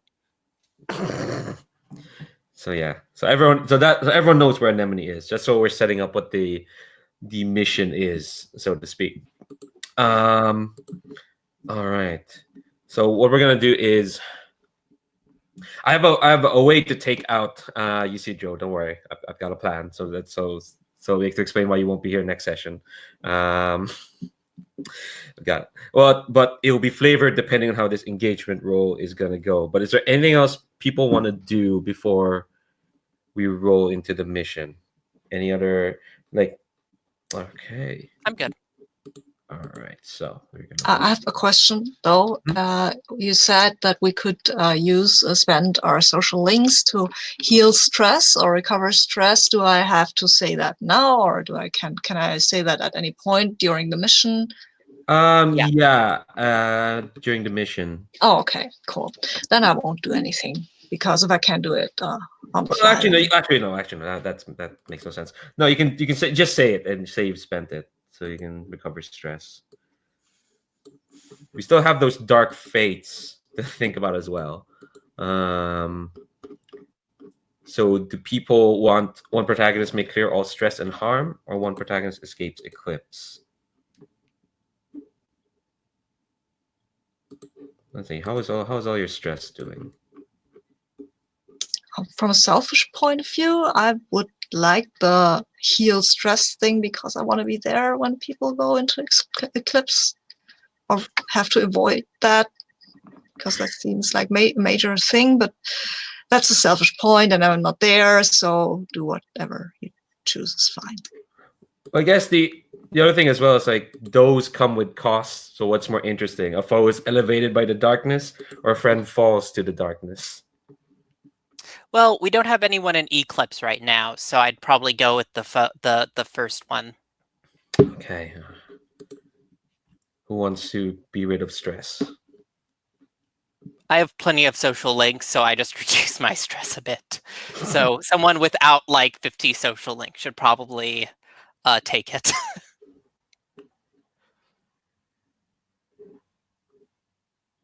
Did you want to follow the darkness, Ysidro? That's one way to get rid of stress. Yeah, I'm not even there next week, so it seems a bit useless. Sure. How about Elidi? You take it. You clear all stress. Right. Sure. All right. I do have more stress. That makes sense. All right. So it's a dark infusion. One protagonist may clear all stress and harm, but a foe is elevated by the darkness. Okay. So I think. Ooh. So now I'm looking at these missions. So there's like 4 types of. Well, there's a lot of them, but obviously we're not gonna do. We're not gonna do 3 or 4 because they end the series or the season. So we're not doing those. I think like protecting Anemone kind of could fall into a lot of these missions. For sure. There's hunt a creature of darkness. Okay, maybe not that. Locate a creature of darkness, best it, and consume its energy. There's secure your hunting grounds, which is the school. You patrol your territory and fend off other hunters, which would be the military, the feds. There's seek answers. Look for clues to the nature of the heart of night or its intentions, unexpected places. That might be it, because Ysidro has like those. Oh, this is what happened in the future, sort of things. Or there's steel power. That might not be it. It's not really an object of power unless Anemone could be considered that.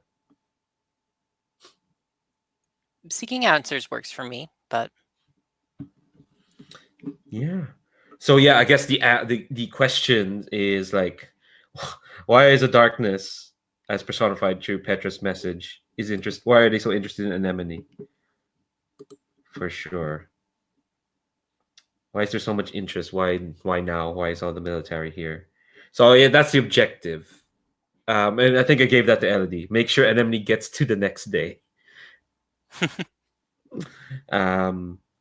All right. So we're gonna roll engagement, and I think we'll just roll engagement. I will knock out Ysidro. I have a plan. It's all good. Maybe I get a little chronologically confused. That was kind of my plan. All right. So engagement procedure. Engagement roll that's us cut straight to the action, the heart of whatever is interesting about a given mission. So, as usual, we start with 1 die for hope, and we modify it based on some factors. Is the mission particularly heroic or noble? I feel like Everyone's this taking isn't- confused faces. I feel like this isn't a super noble or heroic mission. No, it's all Like tech. I have inadvertently set up Petra for a trap by the other players. Yeah. But it's noble for us to go save you. Save the world from you, or maybe save the world from you. Who knows? Yes, that's totally my objective. All right, so okay, we don't get to take a try. Does the mission's goal or methods reflect the darkness inside our characters? Yeah, that sounds about right. So you lose that die. You're down to 0 now. Amazing. Is the mission following through on details from the crew's investigation? Yes, absolutely. So you take 1 die. Is the darkness well defended here or particularly strong against this? And there's a bracket here. I think that's meant to be filled in for later. I don't think. Like they're not expecting the like this like investigation. Like she doesn't know that I've told like everyone else in the school about how she needs help after school, basically. All right. Okay? So yeah, that won't affect then. Does this mission determine the fate of a friend? Yup. That's one extra die. Does this connect to your mundane life, or is there something holding you back? It kind of connects to your mundane. This is your school. It's Yeah. happening here in the school, so you lose that die. Oops. Does the mission's tier exceed the current tier of the investigation track? Nope. You're exactly at the right tier, so you're tier 2, so you can take this tier 2 mission. And more elements? No, I think we just have the 1 die. 1 die to determine it all. Who wants to roll? I'll go ahead. And that's a 6. What the? Okay. Wow. You see, Right. all you need is hope, friendship, and love, Leandro. That's all you need. No, what you need is my cursed luck / fate whenever I run Forge in the Dark games, where everyone just rolls a 6 when it matters. So on a 6, good result. You're in a controlled position when the action starts. Things are going as planned, and the crew is setting the terms. So it basically means that, like, I think it's now dusk. It's now that lovely sort of in-between moment between the afternoon and evening when the skies are all dark, burnt orange. Yeah, the plan's not great, but well, the plan is basically to like just protect Anemone from whatever's coming. So I think as Anemone, I think you probably meet up with Petra outside, like, I don't know, the library or so. I want to know where everyone else is. Again, control position. So you set the terms. I want to save Ysidro for last. Where's Elidi?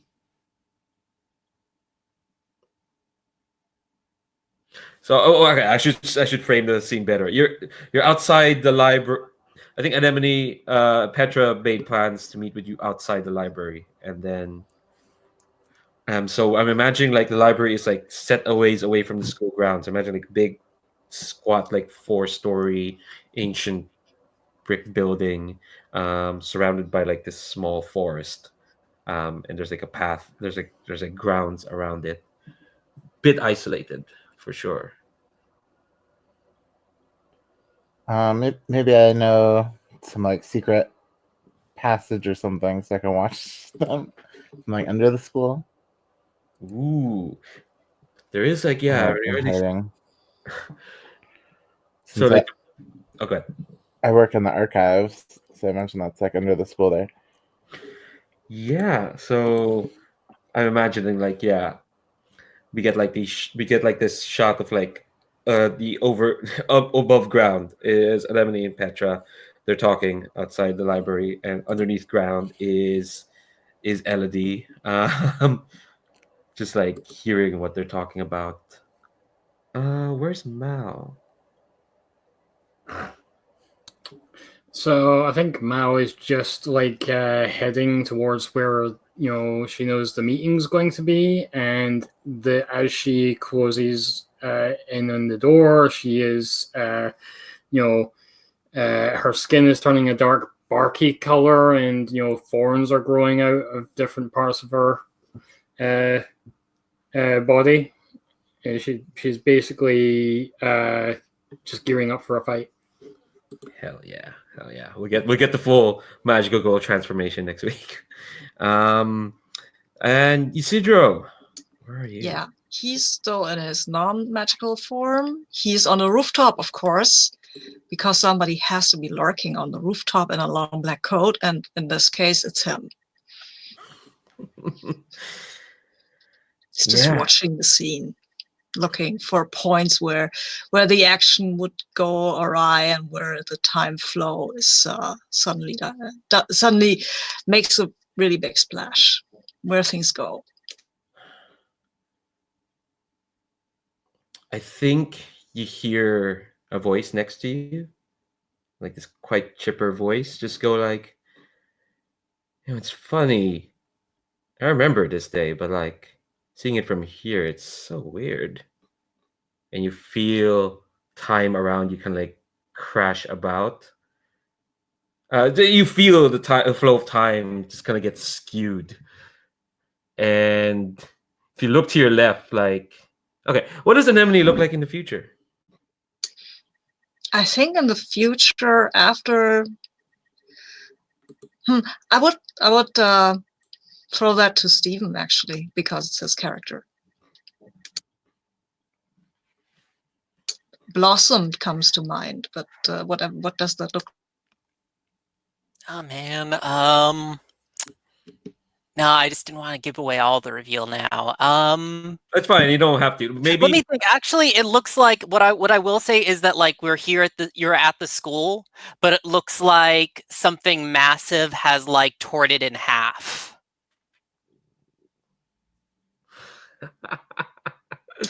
But maybe Anemone is not in her magical girl form, and she looks pretty much ordinary, chipper as always. But the grin might be a bit more mad than before. And there's a darkness dancing in her eyes.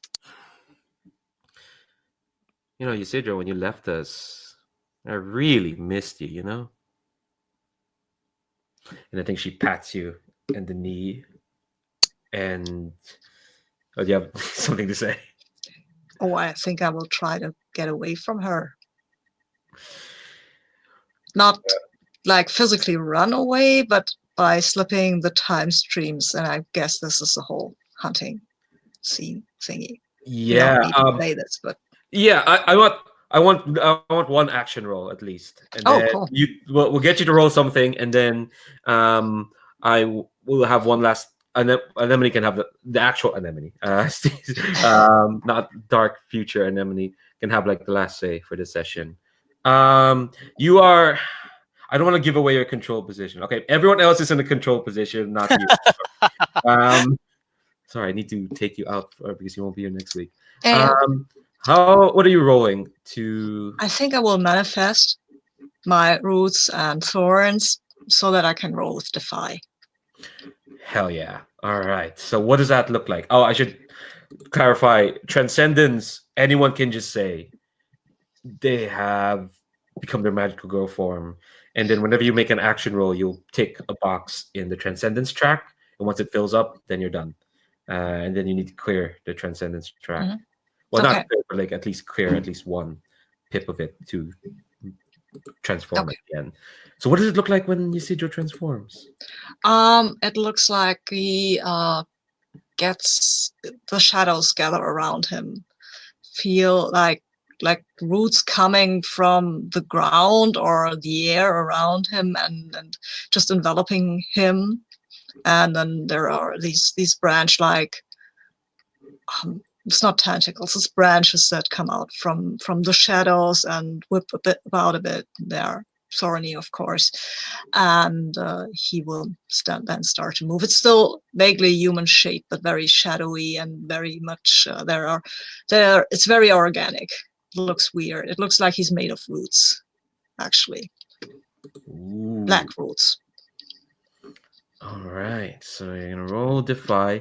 Oh, when you're transcendent, yeah, you get access to the 3 or the dots that's in the colored columns, Yeah. and you also up your effectiveness because if you're not transcendent, you're up against supernatural threats. It's kind of default to limited.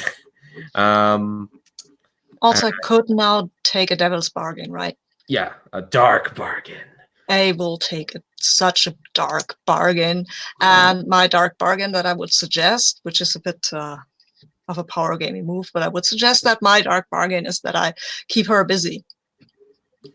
And so you won't kind get of remove myself from the scene, but her as well. Ah, okay. So basically, you're gonna give me carte blanche to. Well, no, I'll ask you what it looks like when you come back. What happens? Yes. All right, yeah, I can take that. Take Okay. 2 dice. You get 2 Yes, dice from a I dark know. bargain. Amazing. Okay. Yeah, you can't push Okay. yourself. It's either that or take the bargain. Okay, then I will roll these 3 dice. 3 dice. Where are they? should- They are Let me tell nowhere. you- wait, I should have told you the position effect. It's desperate. For Okay. sure. So you mark Cool. XP. Cool. Standard, I'd say, because this is what you do. But you I kinda- didn't roll a 6 though. I rolled a 5. 5. uh, yeah, no. It's still good. 5 is better than a 2 or 3. All right. So on the standard effect, I think, what does it look like when you escape? When you like teleport away, it's gonna happen, and what the bargain Yes. is gonna happen. Okay, it looks like that I rush over the roof, and then I'm on another roof, and then it's hard to see. Sometimes you see 2 of me, sometimes, and she's after me. She's following across the time streams and across the it's slipping. It's very weird. And when the camera pans down to the other characters, you see that Petra and you see at various points Petra and Anemone laughing together, and Mel sneaking up at them, or you can see Petra spotting Mel. And these are different. They look just slightly differently positioned while we follow Ysidro around the rooftops. And finally, I think he will leave the rooftops and go down to the ground into the archives. I think and lose her there. Here's the complication I'm gonna add. When she's following you, you don't know how she's doing it, but she's kind of like copying what you're doing, slipping through the time streams. But she doesn't have the same finesse that you have, so it's more like she's tearing through the time streams.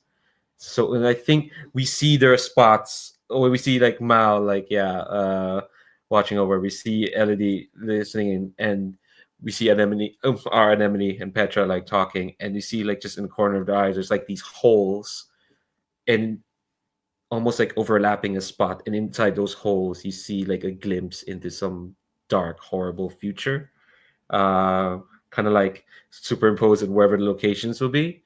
So that's the consequence. That's a complication. Okay, You can I resist like it.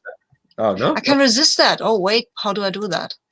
same as always in Forge in the Dark. Oh, Yeah, any yes. complication you resist. Yeah.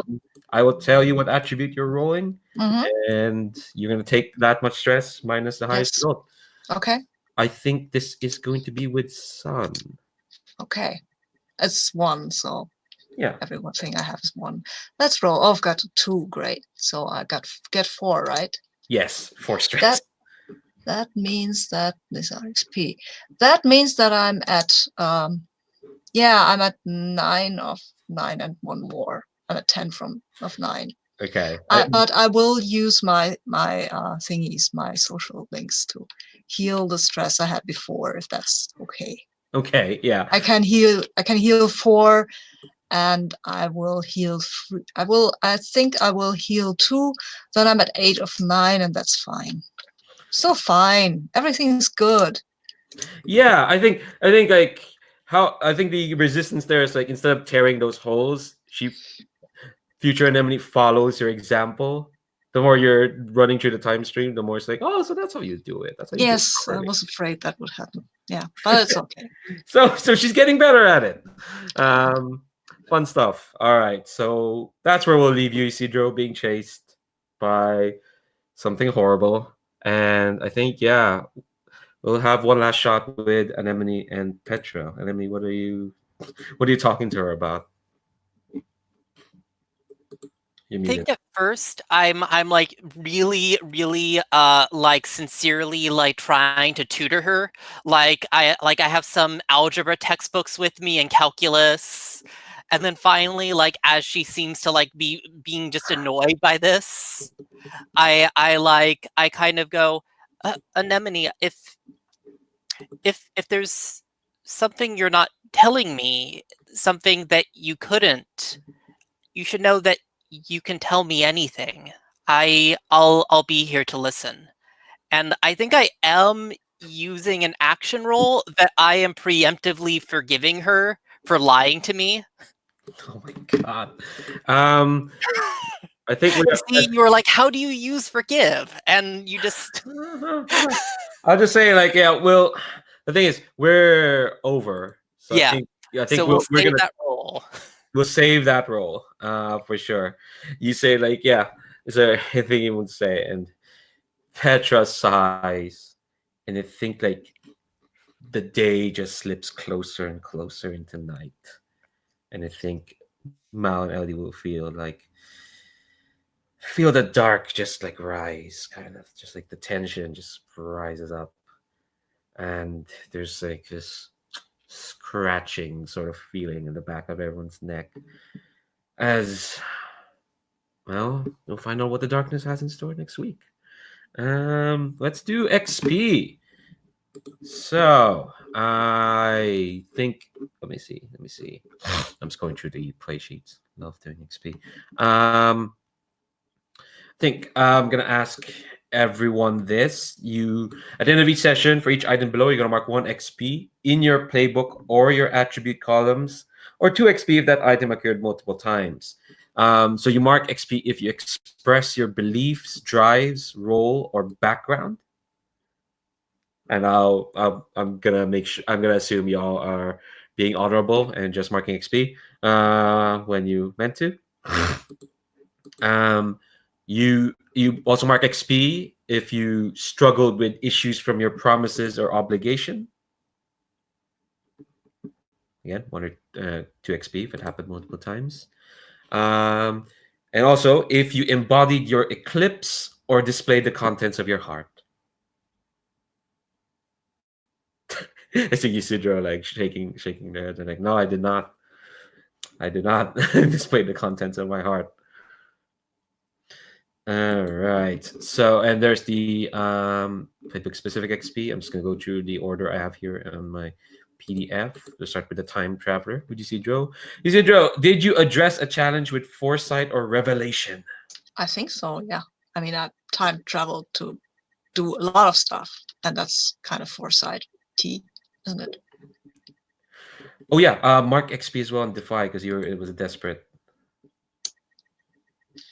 When you made your okay. roll, yeah, it was desperate, so mark XP. Okay. Then I mark XP on sun, right? Yes. Cool.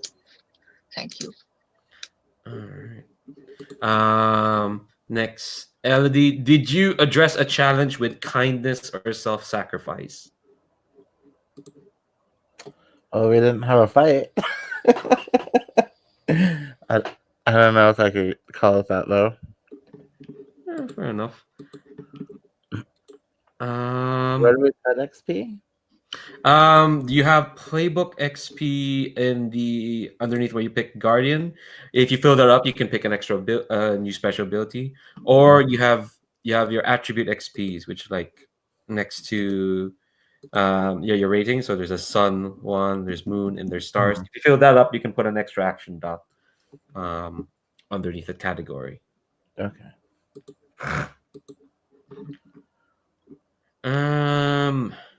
Mao, did you address a challenge with individual action or aggression? I don't think so. Yeah, you did. Yeah, you did confront Petra. You got a 1, and she she went straight to you. Okay. And Anemone, did you address the challenge with compassion or honesty? Did you not address a challenge Yeah. with compassion or honesty? Okay. Just take the XP. I don't know why you're being hesitant about this. Up and forgive to 2 dots. God damn. All right. And the sheet XP, the series XP, there's like it's kind of for crew. We have not successfully carried out a mission from the crew's list. We're just on the cusp of that. Timing, that's my bad. Did you suffer the world's oppression and advance toward your tragic fate? Absolutely, I did. I think we all kind of collectively heading. Yeah, I think we've managed to get an XP for that. Did it happen multiple times? Is the question. I mean, I don't know. I feel like there was one situation we were kind of moving towards this session. Maybe if we had played through the full mission, I'd say maybe 2, but...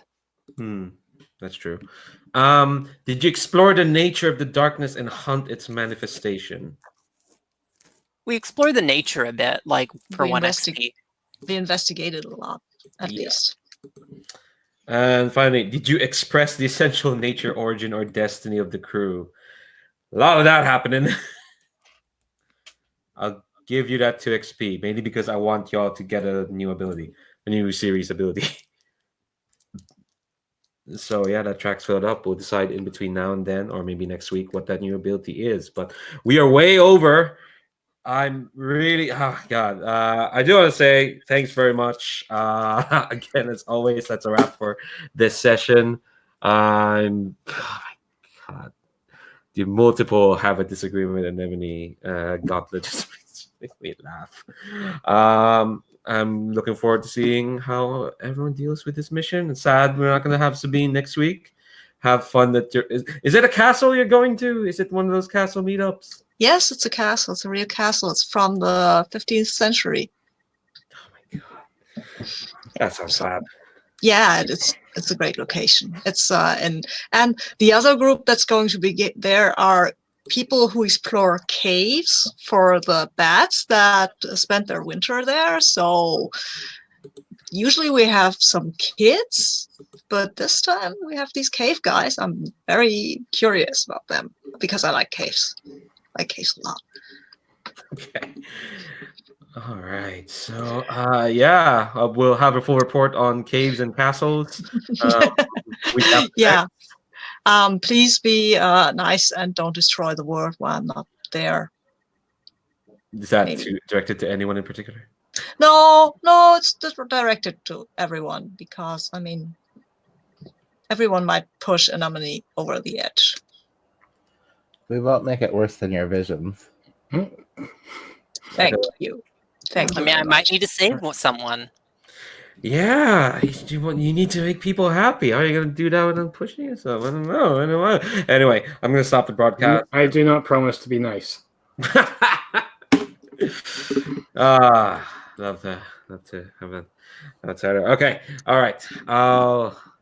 I'm gonna stop the broadcast, but again, y'all been fat as always. Bye, YouTube. Prepare for a creepy voice.